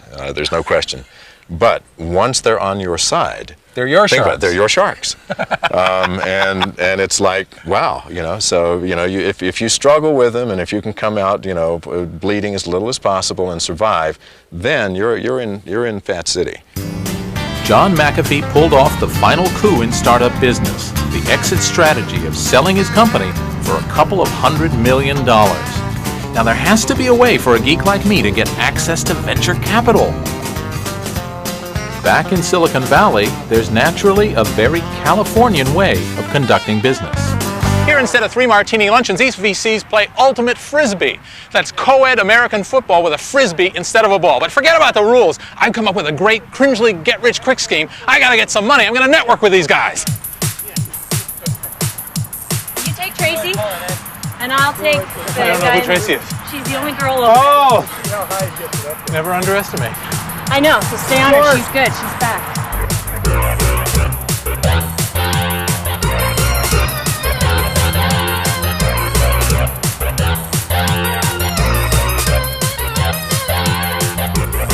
As I set out to test my ultimate frisbee skills, I also had ringing in my ears the wise advice of one of the Valley's most renowned venture capitalists, John Doerr. Caesar said all of Gaul is divided into 3 parts. Well, all of risk is divided into 4 parts. There are really 4 risks you've got to look for in every project. The first is people risk. That is, how the team is going to work together. Because invariably, one of the founders doesn't work out and falls out, which is why you want their options or equity to vest. The second risk is market risk, and that's incredibly expensive risk to remove. That's about whether or not the dogs are going to eat the dog food. Is there a market for this product? And by the time you get the product to market, you may have expenses of $1 million a month. You don't want to be wrong about market risk. I'm getting old. I'm getting real. The third risk that we're quite willing to take on is technical risk. That's about whether or not we can make a pen computer that works, or be the first to commercialize a web browser, or to split the atom, if you will. That technical risk is one we're comfortable trying to eliminate and take on. The fourth and final risk is financial risk. If you have all of the preceding 3 right, can you then get to the capital that you need to go grow the business? And typically you can. There's plenty of capital to finance rapidly growing new technologies that are addressing large markets. Sorry, Bob, your idea sucks. We're not funding it. There's this myth that Silicon Valley companies are always started in garages, but there are other options. The biggest company in the networking business, for example, was started in a living room in this house where Len Bozak and Sandy Lerner used to live. They were Stanford academics, but they were in different departments on different computer networks and unable to send email messages like, "Did you feed the cat?" So they invented a way of networking networks with things called routers. The company they started in 1983, Cisco Systems, today does $10 billion a year in business. Routers created great wealth for the Cisco founders, Sandy Lerner and her former husband, Len Bozak. Their story is a classic nerd saga that started by accident and ended in a boardroom drama that many company founders have experienced to their cost. Was it your love of computers and networking that drew you two together? Or he had great legs, or what? You know, I'll just have to tell you something, and it's so bizarre you'll just have to assume that it's true. Len's mother had done this miraculous job, and Len actually knew how to bathe and eat with silverware, and I was absolutely enchanted. You know, he used to take whisk and wash his collars and cuffs, which was way more than I ever did, and I just didn't think that a more perfect man could exist. Let's meet Len Bozak and find out about his work ethic. Sincerity begins at a little over 100 hours a week. You can probably get to 110 on a sustained basis, but it's hard.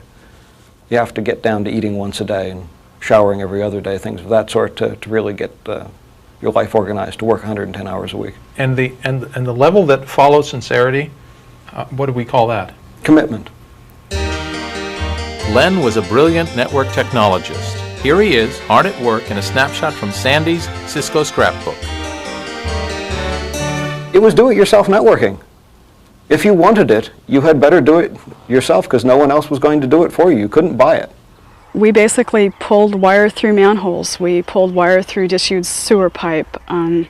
We built a lot of things by ourselves. I mean, it was very, very much, at that point, a guerrilla action. We had no money, and we certainly didn't have any official sanction. In the end, I guess the university was kind of allowed not to like it, but they did get a network out of it. The Stanford campus was 16 square miles. In 1984, its 5,000 computers were grouped in their own networks in separate buildings. Like islands, they needed causeways or bridges to connect them into a campus-wide network. We first built some bridges, and then we built some crude routers, and then we built better routers, and that solved for Stanford the same sort of problem that it solved 10 years earlier for ARPA, of how to use a computer anywhere you wanted. On the digital highway, packets are blasting this way and that, going from network to network on the way to their ultimate destinations. At every point where one network is linked to another, there's a box called a router. Think of a router as a traffic cop. Like the cop, a router does three things. It stops traffic, it starts traffic, and it gives directions. So routers keep local packets from leaving their own network and clogging the internet. Internet packets they let go through, and even give them directions to the next router. What routers don't do is eat donuts or give tickets.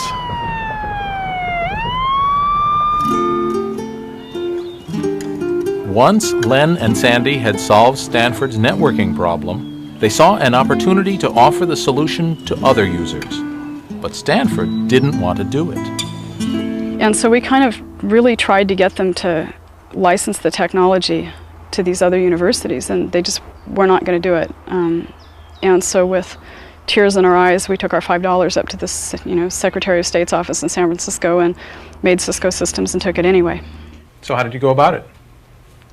Well, in the same tradition that anyone else in the Gulch does, you go out and buy a bunch of parts and try and make the stuff, and then go sell it and solve the problems that come up. Len and Sandy's dedication wasn't in question. This archival gem from 1989 may be a little low on production values, but it shows just how single-minded these two were. In part, the result of some fairly unsophisticated.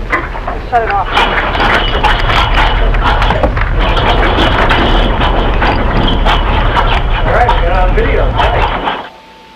Well, that's very interesting. That wasn't the Wellfleet marketing department bombing the Cisco premises. That was a genuine San Francisco earthquake. Looks like Not even an earthquake could divert their attention from the glorious business of routers and bridges.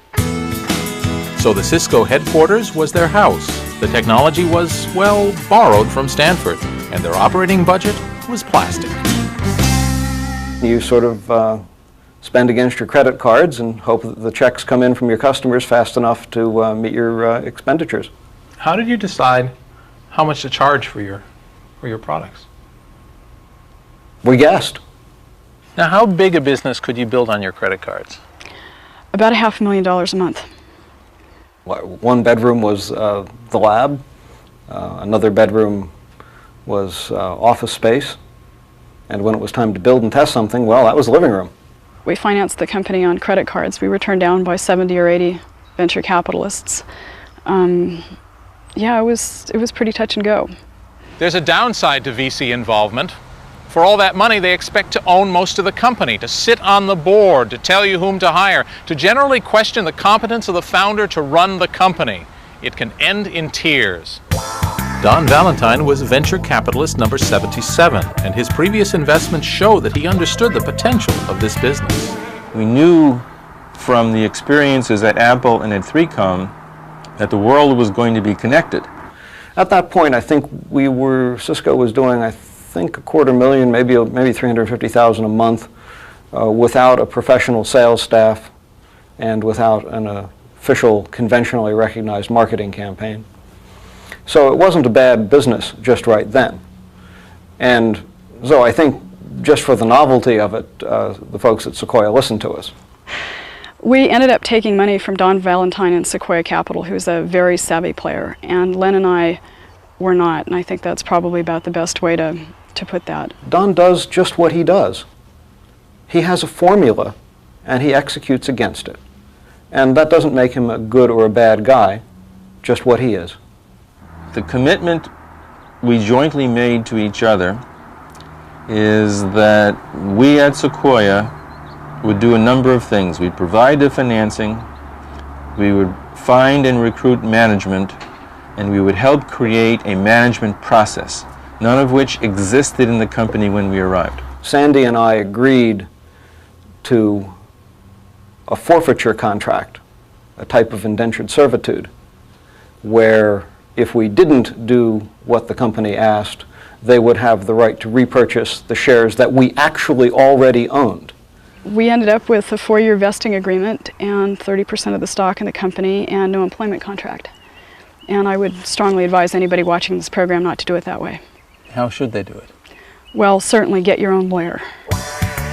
Sandy and Len soon discovered what many entrepreneurs before them have learned, that the company you founded is no longer the place you work. It was August 28th, 1990, but who's counting? Okay, and what happened that day? Well, quite simply, I got fired. We had discussed this event, and that sooner or later the venture capitalists always want to get rid of the founders. That's just part of Don's formula. Both were very critical and helpful people to launching Cisco, no question about it. Len is a very, very good technician and recognizes that he has little interest or little ability in management and positions himself accordingly. So in the company, he was the chief technical officer. Sandy, who is a person very committed to a number of aspects of business, is or was very acutely sensitive to how well the customers were treated. Don's opening words to me, the first time I ever met that man, I wouldn't have known him from The Man on the Moon, where I hear you're everything that's wrong with Cisco. I'm also the reason why there is a Cisco. What went wrong back at the ranch? Well, the end of the story is that one day, with the president, John Mortgage's prior approval, 7 vice presidents of Cisco Systems showed up in my office. We had a reasonably civil meeting in our conference room, the outcome of which was a very simple alternative.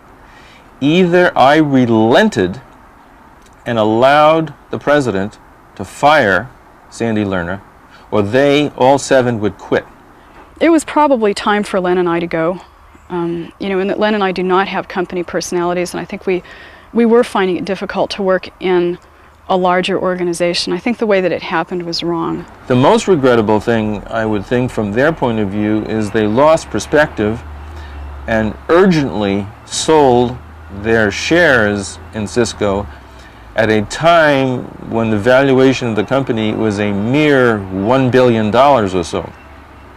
Had they somehow or other suffered this outrage with a little more financial wisdom, they might have sold when the company's market value was 10 billion or 20 billion, or maybe even now at 56 billion.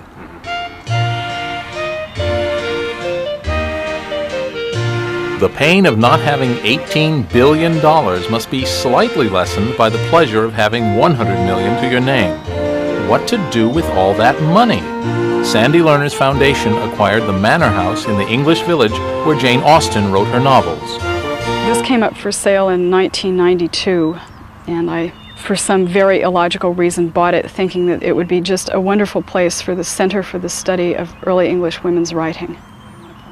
Today, Sandy is also the proprietor of a successful nail polish empire, Urban Decay, which specializes in grunge colors called Bruise, Mildew, and Acid Rain.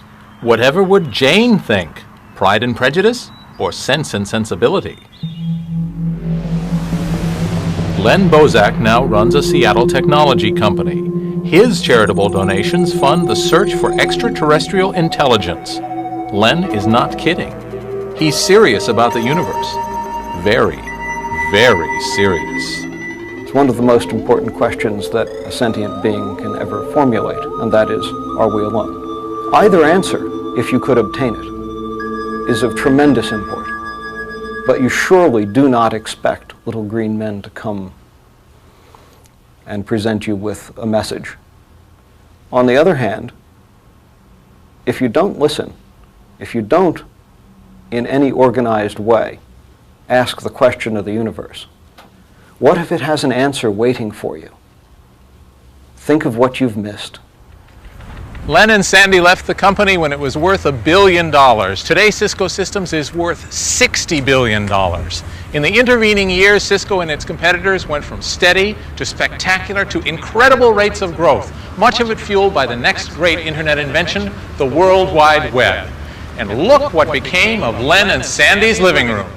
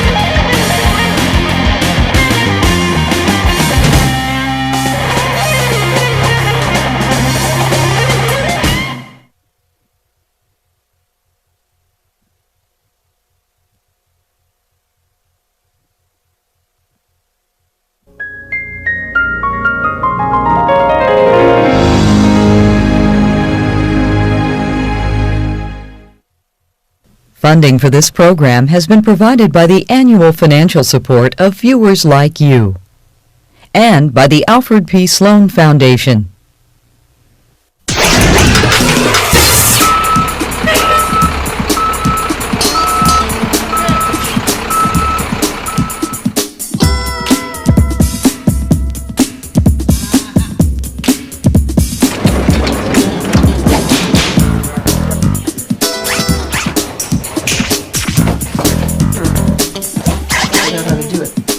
Remember Excite? By March 1997, after 3 years, they'd gone from hacking code in a garage to become an internet media company. Revenues from advertising were into the millions, and they'd outgrown office number 3. Time for another move. years ago, we visited with 6 kids in a garage working on their dream. Starting with $18,000 and a bag of brown rice, they built Excite into a company with 200 workers worth $250 million. And this is just the start. It has to be, because in the world of internet business, the rule is grow or die. See, we moved from the garage to the dining room. We moved from the dining room to an office, about 5,000 square feet. We moved from that office to this office, about 12,000 square feet. And now we're moving to our final resting place.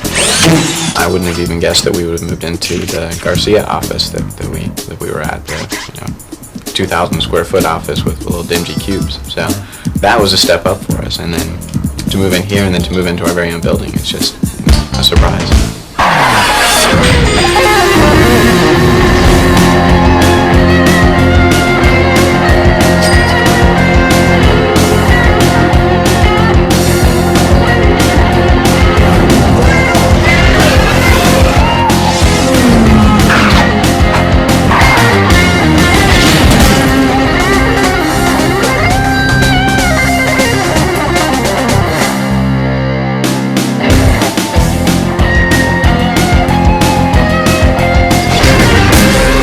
Excite is visible proof of the Internet's astonishing progress. Its growth mirrors the expansion of the wired world. In 4 years, the number of Americans using the Internet has risen from 5 million to 62 million. Traffic on the Internet is doubling every 100 days. And the fun's only just begun. We're only 2 years into this huge revolution called the commercial use of the Internet. We're only 2 years in. Think where other industries were just 2 years into their lives. Think where cars were 2 years into automobiles. Oh, they were terrible. I mean, bicycle wheels, a tiller for the steering wheel, a motor that took you at 5 miles an hour and died in about a half a mile. If you look back in history, past the scope of this program, past 1970, past 1900, back to when we were human beings in small tribes hunting and gathering. Everybody you had to deal with was somebody you saw every day. And we're a species that's based on communication with our entire tribe. And one thing that modern communication does is make it possible, again, for us to communicate with anybody in the world. Unlike the PC, it levers the top line. It helps us entertain and inform and educate and inspire and sell and make community, even make meaning out of life and out of death. And that's a far more powerful dynamic than cranking out memos and doing financial analyses with a spreadsheet.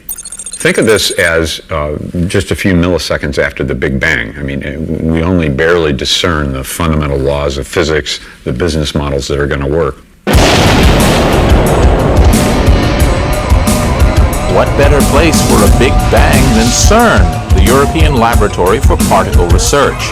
Believe it or not, this is where the explosive growth of the Internet began. Here in Geneva, Switzerland, the next great Internet breakthrough, the World Wide Web, was created by an English programmer named Tim Berners-Lee. There was always different sorts of people from different countries who brought different sorts of computing equipment. And so CERN was at the forefront of making gateways for file transfer exchange so that you could get files from different sorts of computer, email exchange so that you could get email from the proprietary systems to cross borders and go into another proprietary system. And although I wasn't involved with that, that was the spirit. There was a lot of networking. Despite all this networking, there was no simple way for CERN scientists to retrieve information from each other's computers. In fact, it was exactly like the Internet on a small scale.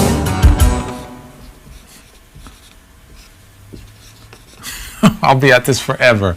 What I'm trying to draw here is 160,000 computers in 800 different networks, all running different operating systems, different programming languages. It's a mess. And that was the situation faced by Tim Berners-Lee. He wanted to find a way to get information from this computer over here to this user over here. And the question was, how to get it? In fact, it was basically technically trivial to go and get it.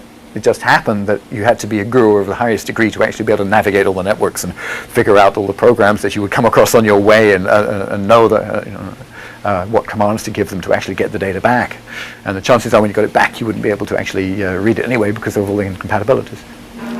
Started in October writing a a program which I call World Wide Web. You're reading something, you could, if it's interesting and you've got write access to it, you could just highlight a phrase, hit a hotkey, Control-Shift-N, and it would bring up another window. Tim Berners-Lee's greatest achievement may have been giving an address to every bit of information on the internet. You've seen these things. www.cringely.com. That's my web page, and this is the address called a Universal Resource Locator. Forget about that. The important thing is that you don't have to know about names of files, you don't have to know where this is, you just have to remember cringely.com and you're there. By inventing HTTP, or Hypertext Transfer Protocol, Tim figured out how to embed an address under any word or picture you like. And then when you click on that word or icon, you automatically jump through the internet to, say, the Cringely domain. Ah, there's a website for sore eyes. The power of a hypertext link is that it can link to absolutely anything. That's the fundamental concept. The fundamental idea was anything which was out there somewhere sitting on a computer disk where that computer was attached to a network, you ought to be able to give it an address, you ought to be able to make a link to it. The key insight that I think I credit Tim Berners-Lee with is the URL, the idea that there's a uniform resource locator that says I can point at any particular bit of information on the internet. If I mean that you should go to this university, look in their FTP archive, look in their file archives, and download this picture of a Corvette and put it up on the screen, I now have a way of doing that. So that's why the characters HTTP/www have become as familiar as Coca-Cola. In fact, Tim's idea wasn't new. 20 years earlier, computer visionary Ted Nelson, author of the seminal hacker work Computer Lib, had proposed a global network. He called it Xanadu, a magic place of literary memory, after Coleridge's poem Kubla Khan. In Xanadu did Kubla Khan a stately pleasure-dome decree, where Alph the sacred river ran through caverns measureless to man, down to a sacred sea. Xanadu was measureless too. It involves storing all the world's literature on databases and accessing it through links which Ted called hypertext, with an automatic system for paying royalties to authors whose work was used. But like Coleridge's vision, Nelson's Xanadu never saw the light of day. But Tim's invention did, and the World Wide Web turned a network for geeks into something everyone could use, though not everyone's pleased. Tim Berners-Lee figured out that the key was extreme simplicity. And that's very painful to me because, of course, now the Websters are trying to grapple with all the issues we were trying to solve in a single design at the beginning. And the World Wide Web is pretty awful. I mean, I dearly love Tim Berners-Lee, and I think he's a great guy and a wonderful idealist, and he just achieves wonderful things. But the unfortunate thing about the World Wide Web is just how messed up it is. Perhaps it's sour grapes, but at least Ted Nelson can claim the creation of hypertext. But does he? Hypertext is obvious. So I do not claim to have invented hypertext, I merely discovered it. And it's like the telephone. Now the telephone at the time seemed to be an invention. To us now it was a discovery because it's obvious. Okay, so hypertext is like that. To me it was simply the obvious next step of literature. What is hypertext? Hypertext is non-sequential. Excuse me too, Ted. I must get back to the World Wide Web. Tim's solution for the world's particle physicists turned out to be a solution for everyone, helping to network incompatible computers. CERN wasn't in the internet business, but in 1991, they published the code, and within 4 years, the World Wide Web was sending more packets than any other internet service. They took the bits and pieces that existed and figured out a way to put them together and make it work. It was a tour de force. The people who did the World Wide Web were really willing to take existing pieces of things in god-awful condition in some cases and figure out a way to make it work. And the World Wide Web people deserve a lot of credit for what they did. I mean, what they did was very difficult. The web is a success precisely because it is not a monolithic new software product. You don't get Web 9.0 in the mail on CD-ROM. The web is a collection of a whole bunch of small technologies that fit together because a couple dozen people all thought about how they'd work together cool. And they're all being evolved constantly in real time by thousands of people around the world, and there isn't any central release. You can't go anywhere to go buy a copy of the web. The fact that the World Wide Web did work, I find is not just exciting for itself, but exciting for the whole idea that you can have an idea, some idea and it can take off and it can happen. It means that sort of dreamers all over the world should take heart and not stop. The web was a huge step toward wiring the world, but more changes were to come. One of these happened far from CERN and far from Silicon Valley, too. It happened here. U.S. government money made possible the ARPANET and the Internet. But there was a catch. There was no commerce allowed on the net. When this restriction was finally lifted, it wasn't Bill Gates or any of the other digital titans who turned the Internet into a commercial marketplace. No, it was the folks on the Hill, the custodians of capitalism. It was Uncle Sam. Roll the drums and sound the trumpets for the congressman from Virginia's fightin' 9th District, the Honorable Rick Boucher, who in 1992 amended a law. Here are the historic words which made all the difference. This future ubiquitous network for voice, video, and data communications of all kinds will connect homes, schools, and workplaces. It will constitute an essential ingredient for our future economic competitiveness and will open new worlds of information and services for all of the nation's citizens. This is Congress speak for you may now buy and sell things on the net. What made it easy to do so was one more software breakthrough. Time for another word from the Cringely Glossary of Geek. This word is browser. It doesn't sound like much, kind of a laid-back word, but there's nothing relaxed about the browser because it changed the face of the Internet. Here's how the Internet looked in the 1980s. Lists of text. This is Stanford University, but you'd hardly know it from looking. It's not very user-friendly. It's actually hard to find what you want, and frankly, it was mainly a tool for nerds.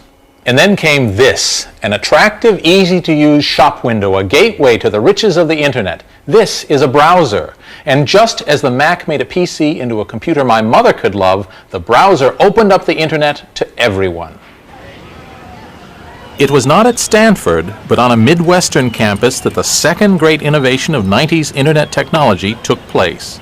Here, a bright kid named Mark Andreessen was earning minimum wage at nights, writing code in a supercomputer center at the University of Illinois. His prototype browser was a piece of software called Mosaic. We ended up sort of in the middle of the night starting this project that we called Mosaic.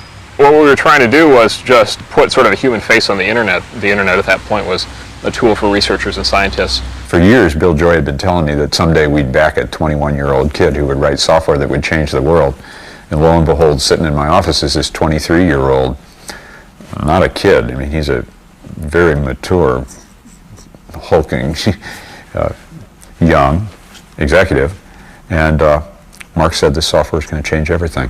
For me, this whole thing started exploding with the invention of the browser, Mosaic, because suddenly the Internet was accessible to the average person through this rich graphical interface. You didn't have to know these arcane protocols. You didn't have to be a nerd anymore to access the Internet. Mosaic put a face to the web.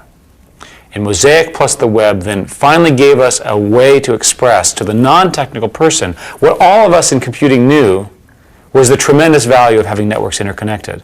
And now everyone's a webhead and everyone's excited about the web. Those ideas have been present for 20 years, but it took a killer application, clearly Mosaic. Mark's Mosaic browser spread across the Internet like wildfire. It brought him to the attention of an ex-Stanford professor who had already made millions from one startup and felt like doing another, Jim Clark. I said, look, if you can recruit all of the guys, every single guy who helped you write that program, then I'll put my own money in it and we'll just start a company and figure out some way to make a business out of it. And that's exactly what we did. I put $3 million in. We flew out to University of Illinois 4 days later, signed them all up. After a brief tussle with Illinois over the Mosaic name, Jim and Mark's new company became Netscape. Their product was a Mosaic killer Navigator. Jim's plan for the company was, well, minimalist. But my attitude was, if 25 million people are on the net today, 1 million of them are using Mosaic. This was, bear in mind, April of '94. and we can displace Mosaic. There's 24 more million people who would like a product like this, presumably, and the market, the size of the net was doubling roughly every year and a half. So I meant by the time we had our products in the marketplace, it would be 50 million people. So you got to be able to make money with 50 million people using your product, and that was the sum total of the business plan at that time. It didn't take a rocket science to figure out that there was a big market here, and we had one meeting with Jim and Mark after that, decided to invest, and then set about on a crash program of 120 days to hire 4 vice presidents and a world-class CEO and get the Netscape product shipped. Well, fortunately you had the money. Fortunately, I had the opportunity. The money was easy. It was knowing the opportunity and recruiting the people. Well, in about a year and a half's time, we had 65 million users, the most rapidly assimilated product in history. In other words, no one had ever achieved an install base of 65 million anything. In fact, I don't know if anyone had ever achieved that kind of install base in anything except perhaps Microsoft. So, and Beanie Babies. And Beanie Babies, okay.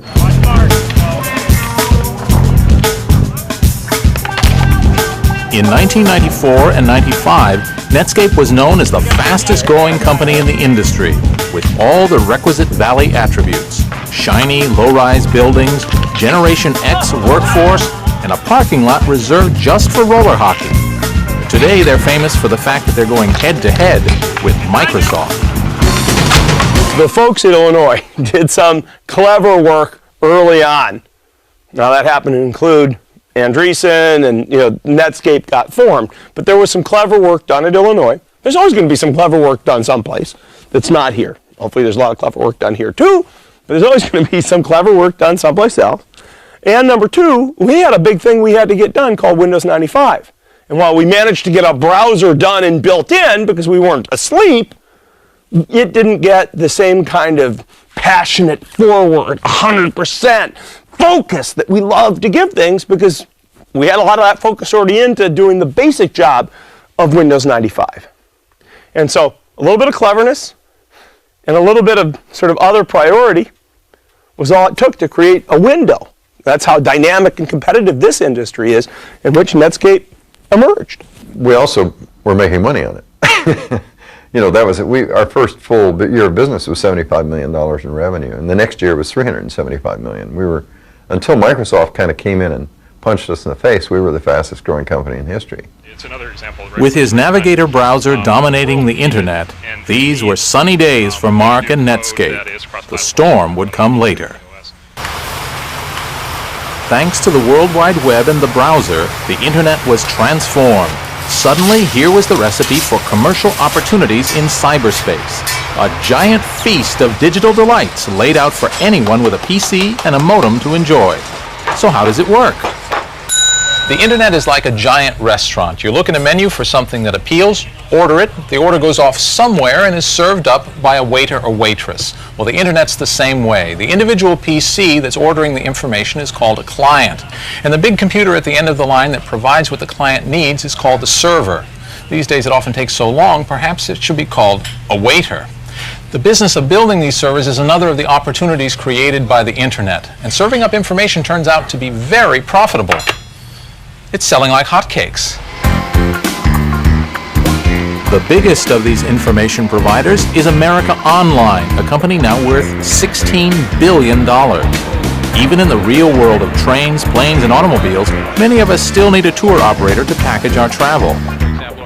Founder Steve Case saw a similar opportunity in the virtual world, offering beginners the internet experience in an all-in-one package. Now, this may be a virtual world, but it still needs real hardware.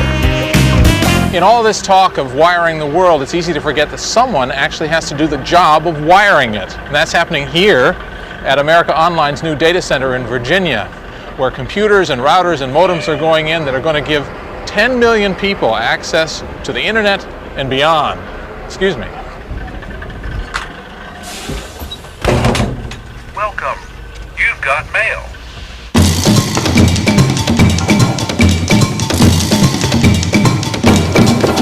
In 1982, bought my first computer and wanted to hook it up and be part of this online world, and went to great lengths to make that happen. It took many months, hundreds of dollars to get the modem to work with the software, to work with the cable, to work with the computer, to actually connect to this world. So it was very frustrating. At the same time, I found it kind of exhilarating that I actually got it to work, and I was able to access information and talk to people all around the world from my little desktop in Wichita, Kansas, which is where I was living at the time. So I thought the whole thing was really quite magical. And the companies that are leaders in making that happen and popularizing that concept for a mainstream audience, I think are going to be very, very successful. And we'd like AOL to be in this new interactive world what AT&T was in the telephone business 100 years ago, or Microsoft has been more recently in the software business. There's a big opportunity here.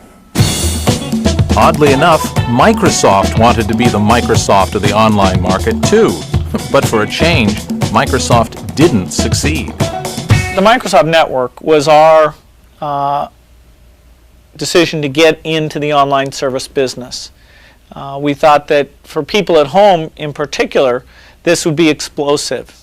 And we very much believe that to this day. Electronic mail, staying in touch with your friends, seeing what's going on in the local community, getting up-to-date news, and having that be nicely packaged with chat sessions and neat new software features. We saw a market for that. Even I made a foray into this marketplace. Back in 1994, Apple Computer created an online consumer service called eWorld. One of its notable attractions was the columnist Robert X. Cringely. At the time, I made this bold statement. So my job on eWorld is to create controversy and therefore get a lot of people talking over the electronic back fence. Impressive. eWorld went belly up, though Apple fights on. And me? Why do you think I'm schmoozing with the guy who runs America Online? He has 10 million subscribers already, but 80% of Americans aren't wired. That's what I'd call an opportunity. There are more users, more websites, and more data sources joining the internet every day. Plenty brings its problems. The more places you have to look for information, the harder it is to find what you want. We need help. So people have invented tools for the job. Search engine, another word invented for the internet. The World Wide Web is an enormous collection of database libraries that hold information rather than books. The problem is, how do you find what you want to know in that mass of information? Well, librarians cracked that problem years ago. They invented the catalog. Rather than look individually through all those books, I can find what I want by searching this card catalog. On the internet, the same thing is accomplished by a search engine. It continually catalogs and indexes every word in all those databases. So if you want to know about, say, the career of Arnold Schwarzenegger, go to the search engine, it searches its index, and presto, there's everything you ever wanted to know about Arnie, and a lot you didn't.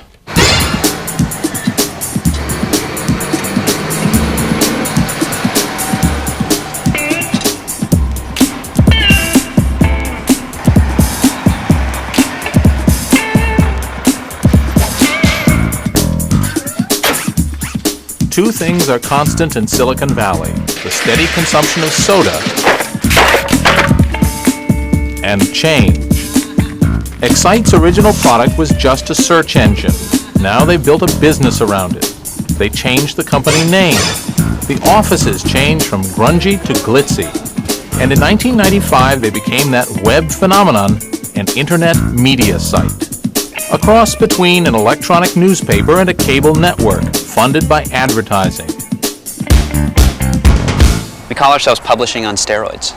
So devoid of print, paper, and ink, we do what a publisher does or a cable provider does. We aggregate consumers around our programming, and then we sell that demographic back to advertisers.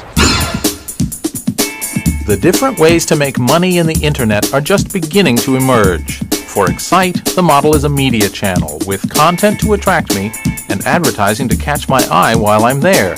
But there are other ways. Pay-per-view, mail-order shopping of every kind, games, auctions, and services with no earthly parallel. They're all putting their faith in a new medium to deliver the big payoff. Every time a new visual medium is invented, one application drives the market. This was true for still photography, true for motion pictures, it was especially true for VCRs, and it's true for the World Wide Web. I'm talking about sex. Sex sells, but there is a market for it, and it's true capitalism. If there's a market for it, it will be filled, and it's legal, and there's nothing wrong with it. In the beginning of this industry, like other industries, people are willing to pay for adult content. The home video cassette industry is a prime example. Initially, people were paying several $1,000s back in the 70s for machines to go home and basically watch adult content. As part of this job, of course, you have to type. Is there a typing speed requirement? No, you know, you want to have your nails manicured and everything, and nails do slip a lot on the keyboard. Sure. But as long as you just, like, simple things like, hi, how are you, babe? You know? And you could just put R, you. You don't have to put the whole word down. Sure. And then most of the time you're saying, oh, yeah, baby. So you go, oh, then you go, oh, baby. Does your mom know the work you do? Yeah, actually she does. Yeah, she's okay with it. You know, it's the 60s thing. She's all in that 60s level. Oh, you had a hippie mom. Yeah. So it's great now. Cool. Grandma, on the other hand, would not understand. But then anything with computers, oh, honey, you're moving up in the world. And computers, that computer thing, that's going far, that's futures in computers. So as long as they tell them about computers, it's fine. It didn't take long for the advertising industry to notice the growing number of eyeballs staring at websites, or for website operators to start selling those eyeballs to the advertisers. In 1999, online advertising revenue will reach $2 billion, and it's been doubling each year. How about advertising? Well, people say, what a puny number. The software industry only had $300 million in advertising for that internet companies that were supported by advertising. Well, I say, like, yo, a year before that we had 0. Now we had 300. This March we had 57 million. Who thought we would own advertising? Advertising is the most frequent form of money making for us, and we have enough people coming to our various online sites that advertisers are interested. And so that's been, for the last 2 years, the majority of our revenue. But then merchandise as well. We have books, we have primers, email services. We do free massages as well. Meet two wise fools, Tom and Dave Gardner. They are dedicated to debunking the gurus of Wall Street and sharing financial advice with other net users. The Motley Fool's an archetypal web service, irreverent, inclusive, and informed, and growing like crazy. On the internet, things change every 3 months. You just can't possibly prepare. If a typical company grows about 10% a year, we're growing about 15% a month. That means each month feels like a year. And if you saw Dave, he was about 1.5 feet taller about a year ago. I was a fetching fella back then. The Motley Fool today is a media company whose mission is to teach people how to invest their own money. We have 600,000 households coming to the Motley Fool every month. Building communities where people can aggregate ideas. Let's say we put 100,000 people together in a block that are going to buy insurance or they're going to buy mutual funds. If we can package them together, have everyone work together, we're going to be able to cut prices significantly. And that's the beauty of going online, of being online. You have a voice. Everyone has their little publishing house right there in their home. Everybody has ideas to share. What makes a good fool? A fool is someone who thinks for herself, somebody who is willing to roll up his sleeves and make his own decisions. One size fits all, actually. Yeah. There, my reputation precedes me. Nothing foolish about saving money on groceries. A website called Planet U sends your grocery coupons direct to the checkout, replacing bulk mail and saving trees all at once. The idea came from hyper-nerd Christine Comerford. The key concept is eating. If you don't eat, you're dead, okay? So how about taking the most basic thing that we all have to do, right, and bringing those packaged goods, the people who promote this salsa, whatever, wheat thins, okay, bringing those people to advertise on the net, because you've got to buy paper towels anyway. So the thing is, 325 billion coupons are distributed in the USA annually. 2% are redeemed. Only 2%? 2%, yes! 98%, all right, end up in the rubbish or in the recycling. It is totally ineffective. So once you grab your Planet U promotions, either from a partner website or from the Planet U website, you can then say, I want my promotions mailed to me, or I want my promotions delivered to the store that I shop at. Aha. So you can deliver them to the point of sale system. You walk in, you identify yourself by swiping whatever card you set up as your ID, all right? And then, ka-ching, the register receipt has a deduction.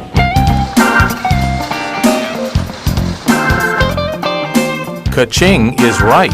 In 1995, there were 27,000 commercial websites. In 1998, 750,000, 30 times as many. Mail order is becoming email order, and you don't have to dress up to go shopping. In fact, you don't have to dress at all.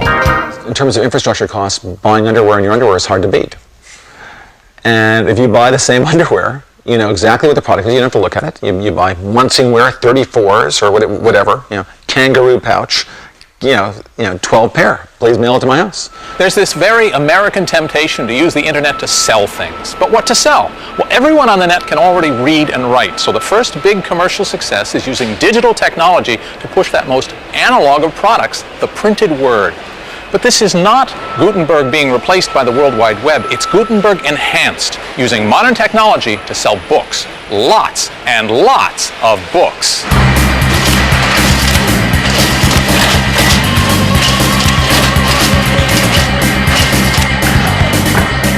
In the spring of 1994, I came across the statistic that web usage was growing at 2,300% a year. And outside of a petri dish, I hadn't seen anything grow that fast. I made a list of 20 different products that you might be able to sell online and picked books as the first best product, primarily because there are so many books. There's no way to have a 2.5 million title physical bookstore.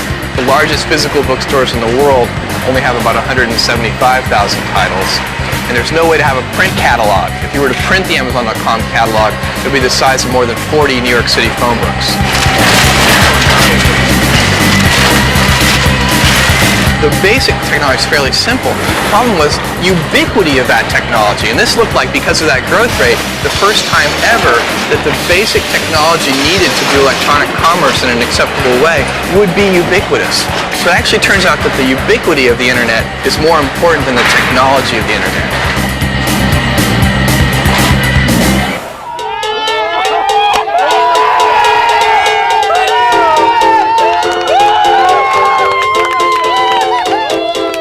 The internet is creating the biggest Californian job boom since the gold rush.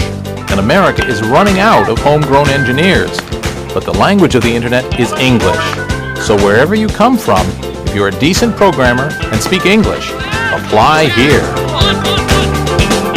The sound of leather on willow. It's a cricket game. We're not in England, we're in Santa Clara County, the most heavily wired and networked community in the world.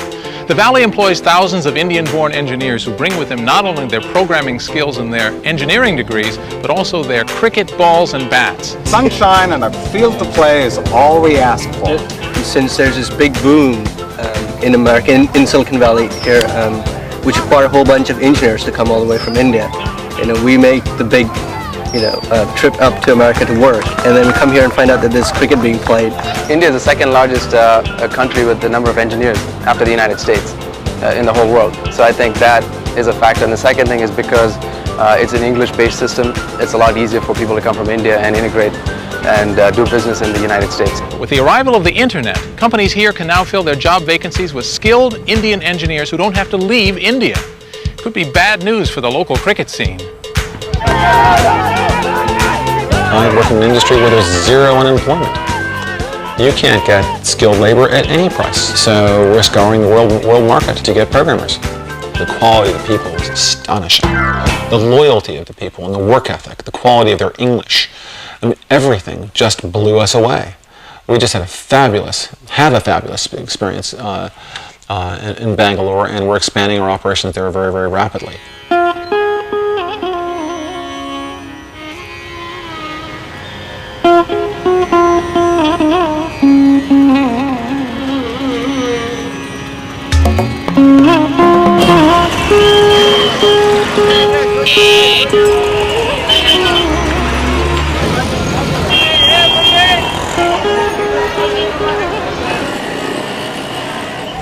For all the outward differences, India's Silicon Valley has a lot in common with my Silicon Valley, starting with traffic jams and construction everywhere. The street signs and billboards are all in English. Bangalore is busy and booming because of the huge numbers of programmers Western companies are putting to work. The internet has become a worldwide digital communication network that rivals in size the telephone system. So here we are, 12,000 miles, 12 time zones away from where I live in Silicon Valley in California, in Bangalore, the Silicon Valley of India. Programmers here solve the problems of users around the world. Companies founded here serve customers in Europe and the United States. And it all happens because of the internet. So what we have done is to set up company here, the kind of investment which you see here, which you made, with a clear approach to do work in India, leverage those skills, develop those technology skills in India, so that we leverage that for Novell. Novell, the netware company from Utah, is constructing a new Indian headquarters building here. 21st century technology built by pre-industrial labor. We work with GE, General Electric, almost all the units of GE, Allied Signals, Sequent, Xerox, Putnam Investor Services in Boston, Tandem, Cisco, Stratacom. Sundar Sankaran is a typical young programmer in Bangalore. Sundar offered to take me to work with him on the back of his motor scooter. Apparently, every one of his fellow programmers had exactly the same idea. They say that in Bangalore, every second person writes code, and everybody honks at the traffic lights. Honking is a major pastime out here. So you tend to get bored, you generally honk for some time. It makes you feel nice. In India, we have a computer as part of the curriculum. Now it starts from class 3, grade 3 as you would call it. So I've been doing some kind of programming or other since class 8. When I was there, it was class 8. So once I finished my bachelor's, I got into a non-formal institute for computer learning. And then started programming. Programmers in Bangalore are awake when America is asleep. The internet has perfected the 24-hour workday. You're working when your customer is sleeping. Okay, to that extent, if he gives you a problem during his working hours, you solve it and send it back to him by the time he starts working. So, I mean, it's a great advantage, especially if you're doing things offshore. We get a call in the evening through email saying there's a problem. Next day morning when people come to the US, problem is solved. While the customer gets surprised saying, well, I just told you at 5 o'clock in the evening, how come in the morning you guys solved it? Now the problem is solved in other part of the world by really using this 24-hour development cycle. It's not only cricket the British Empire gave India, it also made English the language of government and higher education, which gives Indian engineers another great advantage. People here know English, unlike Japan or China and places like that. People know English, so that is a lingua franca of software. You have to know English. My kids study in an English medium school. They cannot read or write my own mother tongue, which I'm able to do it, but the next generation is not able to do that. Same way you'll find that Indians don't have problems picking up languages. They can speak French, they can speak, Belgian probably, Most of the languages, people going from here, they pick up very easily. For an American, especially an American from Silicon Valley, it's almost impossible to imagine India as a high technology development center. I mean, just look around. This is amazing. The average person in an Indian school learns at least 3 languages: English, Hindi, and their local language. Some of them know 5 or 6. Compare that to American students. Think about it in terms of computer languages. What are they? They have syntax, they have characters, they have objects, they have verbs. What's the difference between C++ and Hindi? Not all that much, really. They have a 5,000-year tradition of mathematics, which we don't.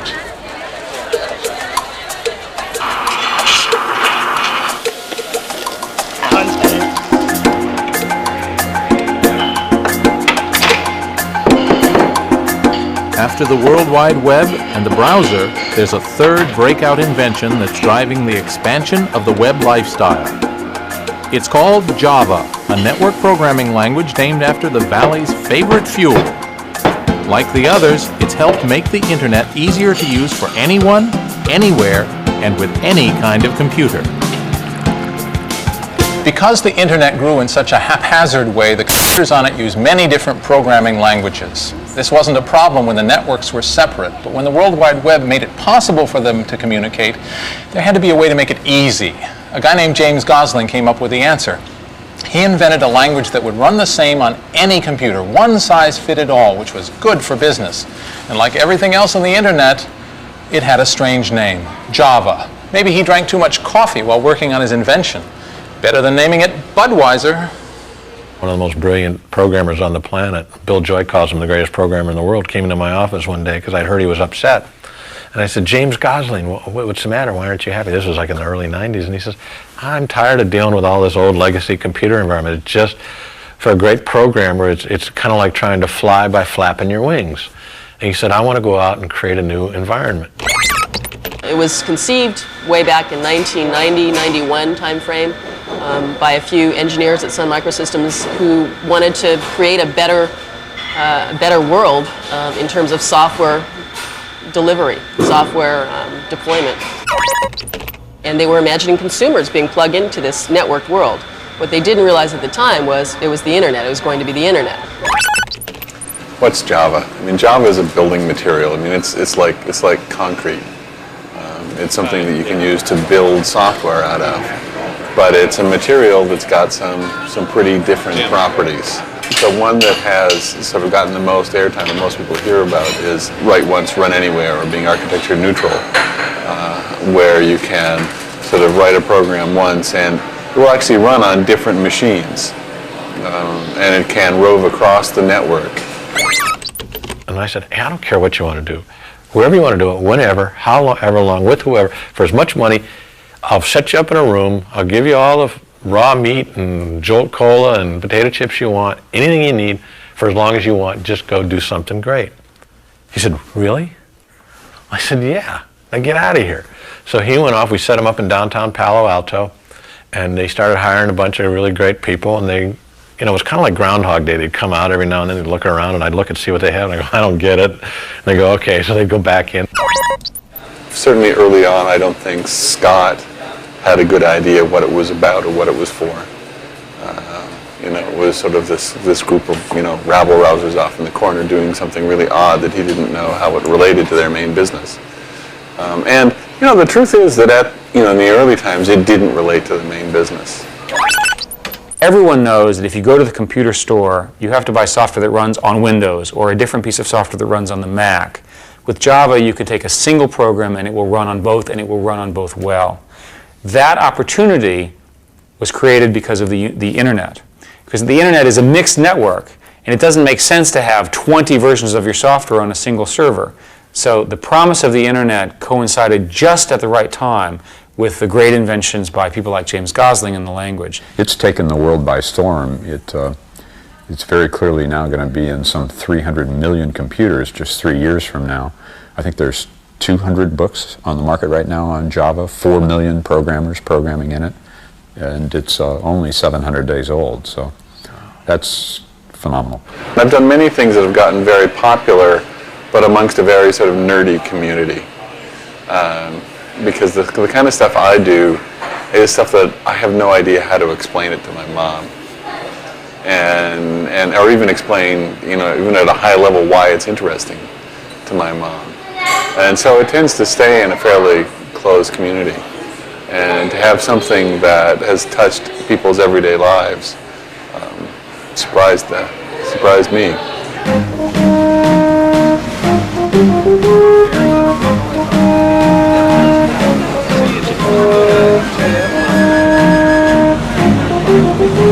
The 1990s internet has spun off two significant challenges for Bill Gates. Both Netscape's browser and Sun's programming language Java were not invented at Microsoft. Bill was slow to see the challenge at first, but Then he took action. Here on the shore of Lake Washington near Seattle stands a monument to Bill Gates' brilliance, or at least to his money. The last time anyone tried to estimate, Bill's new house was going to cost $50 million. But over the last 2 years, his wealth has increased at a rate of $31 million per day. So no matter what it costs, it doesn't matter. Bill Gates didn't get to be the richest man in the world just because he's smart or just because he's lucky. It's because he's smart and lucky and knows it and pushes his every advantage to the limit. Bill had largely ignored the internet. How could a non-commercial network offer a business opportunity?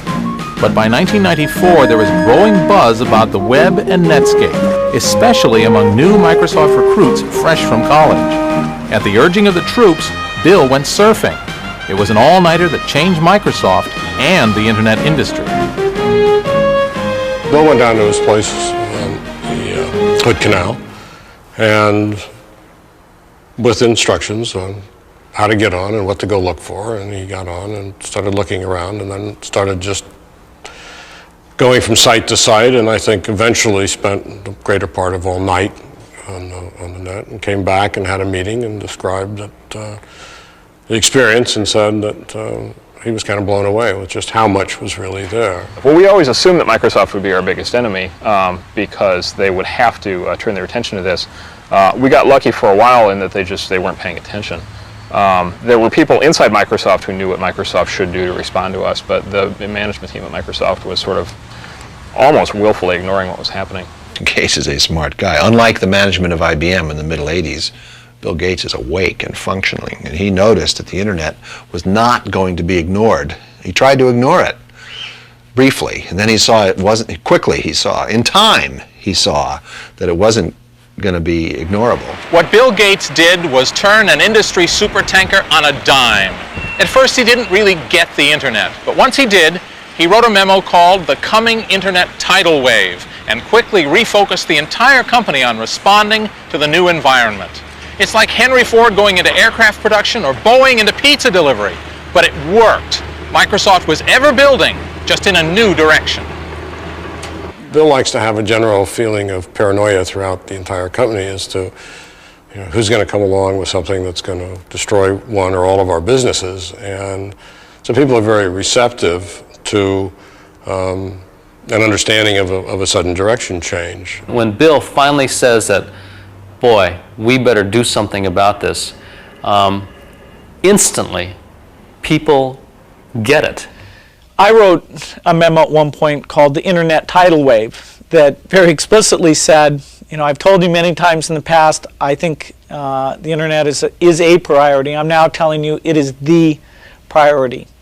And the timing was very good there because we were getting along in terms of Windows 95. We thought we had that all well understood, and we could really get a lot of energy focused on the internet. Microsoft announced to the world their change of direction on a date with historic significance for Americans, Pearl Harbor Day. It was actually Admiral Yamamoto who observed that he feared they had but awakened a sleeping giant. We did a big event on December 7th, must have been 1995, where we, for the first time, showed the world how this had all built up. And they saw, hey, this is pretty dramatic. This company is going to deliver great internet software. So that saying it was an epiphany is a little too much, but saying that it became the centerpiece of our strategy, that's absolutely right. You will hear from us that we're not forming an internet division. To us, that's it's like having an electricity division or a software division. The internet is pervasive in everything that we're doing. The big break happened at the famous Pearl Harbor Day talk, but Microsoft was doing a bunch of stuff leading up to that. And in fact, they have this thing they do now, which is every 3 months they come out and say, and re-announce how hardcore they are about the internet, and so they've like done that like 5 or 6 times now. When the slumbering giant awoke, this was the result. Microsoft's own browser, the Internet Explorer, a product designed specifically to compete with Netscape Navigator. Funny, don't they look alike? But in 1996, there was a big difference between them. Netscape Navigator cost business users $49. Internet Explorer was free. They're working hard, as you can see here, implementing all the standards we need. And what do you think we'll charge for that? Like all the others, nothing. Okay, well that's quite a deal. Ours was always not free. It was freely downloadable. But if you were a business using it, you had to talk to Netscape about a licensing agreement. That was the way we felt we would be able to make money in the early days, and that was the way we made money. We made $75 million the first year in revenues and $375 million in the second year. The third year ended up being somewhere north of $500 million in revenues.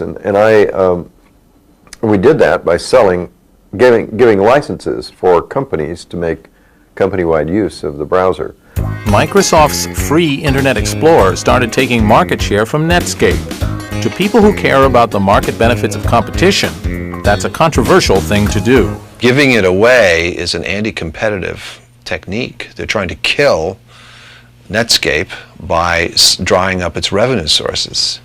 And it should be illegal. They should not be permitted to do that.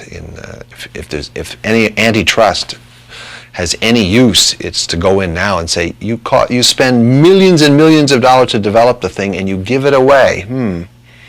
Why are you doing that? Clearly you're doing that to damage Netscape. You're not allowed to do that.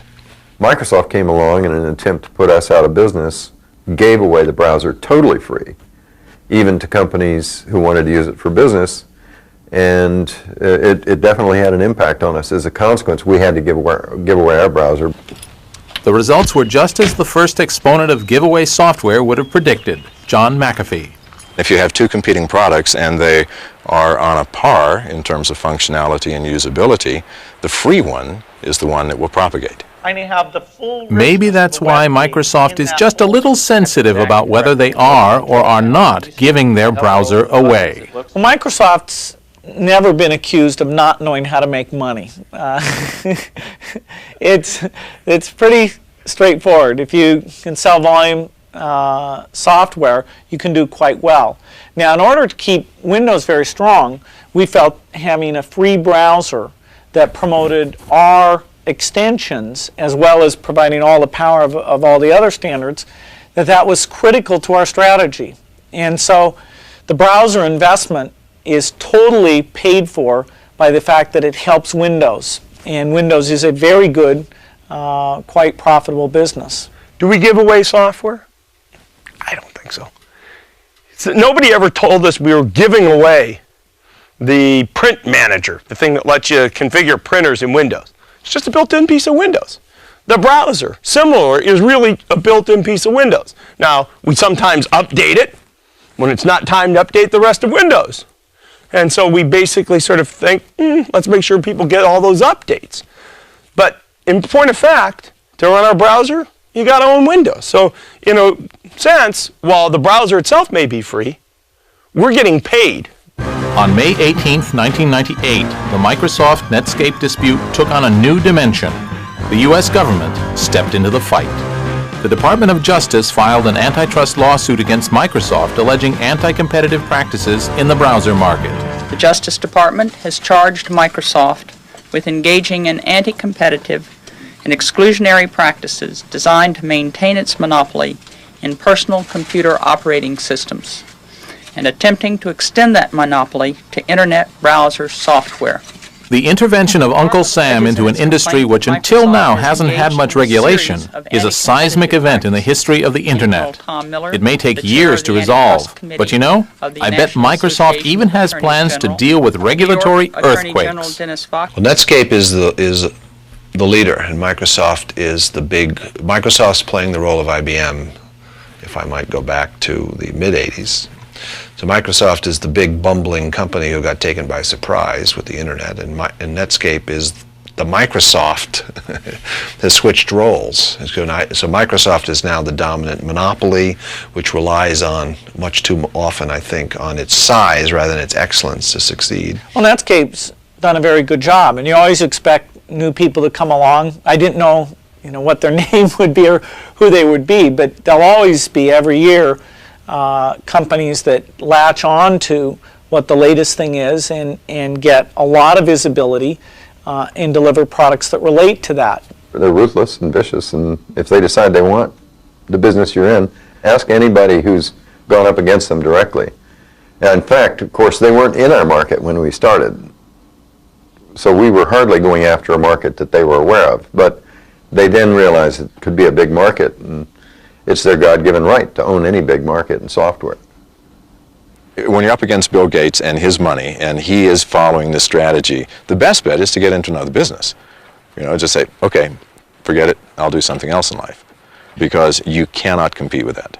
So who will win this battle of the browsers? Well, Microsoft's Blitzkrieg has already taken a big bite out of Navigator's market share, forcing Netscape to match Microsoft's tactics and give their browser away. Is history repeating itself? Will Bill Gates own the internet the way he already owns the PC universe? I don't think so. No one owns the internet, and it's a big place, growing so fast, there's always room for someone with a dream, a taste for cola, and a willingness to go without sleep. Someone like Joe Kraus of Excite. The 26-year-old tycoon gives me a tour of the new headquarters for his billion-dollar company. This is where I figured we'd film the death of Spock scene, okay? So you put me in here, Yeah. and you turn the halon on.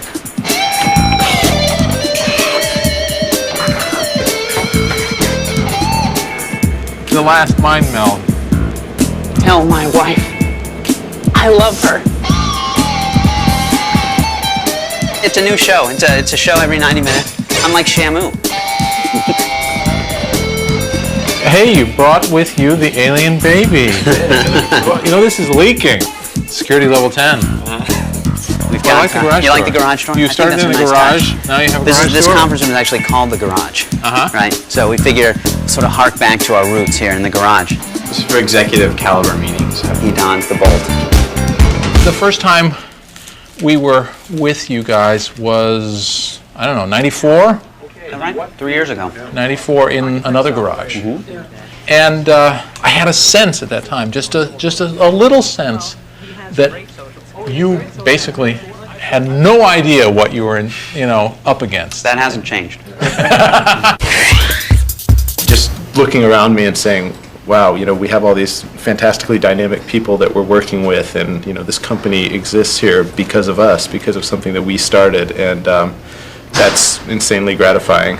I was sort of listening to myself talk about this and think, wow, are we really successful at this point? Have we really gotten that big so that now I'm telling small startup companies how to do the same thing? So I think that the remembering back to the garage helps keep you paranoid, because you realize how quickly things can go from garage to something like this. And I think we all feel extremely proud and happy and of what's been accomplished. But I think that it sort of reminds you that just as easily as you can make it here, you can make it back to the garage. This is the Silicon Valley fairy tale, and there are thousands more little gangs of dreamers eating burritos and working all night to make their fortunes in the wired world, so they could celebrate one day with a trip to Hawaii. We had all said at some point, the 6 founders were all going to take a trip to Hawaii, and it always was sort of, well, when we accomplish the next thing. And when we accomplish the next thing, we'll do it. So when we get our funding, we'll do it. We got the funding, we didn't do it. When we get our strategic round of financing, we'll do it, and we didn't do that. When we get this deal, we'll do it, and we didn't do it. We're in Hawaii.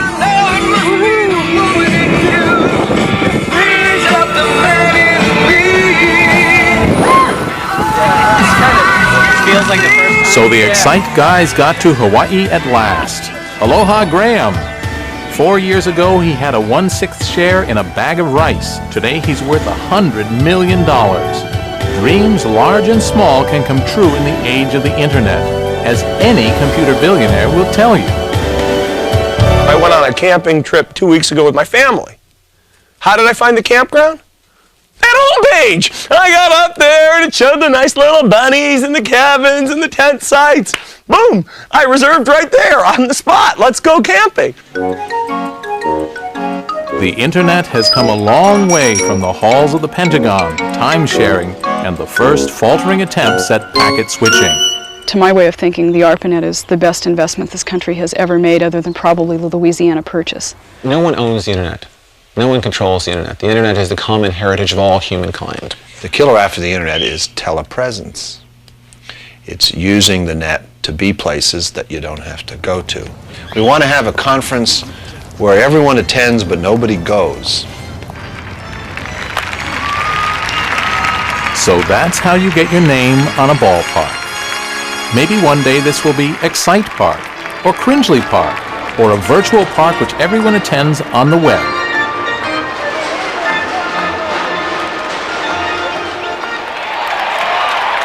But for peanuts and Cracker Jack and that authentic sunburn up in the bleachers, I guess you just have to be there.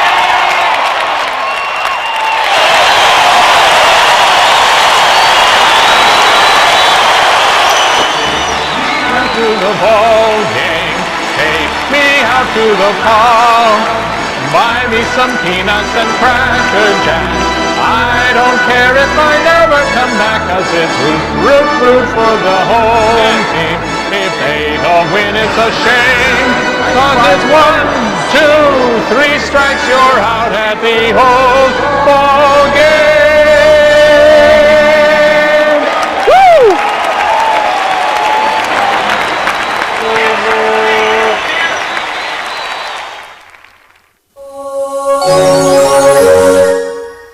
Funding for this program has been provided by the annual financial support of viewers like you.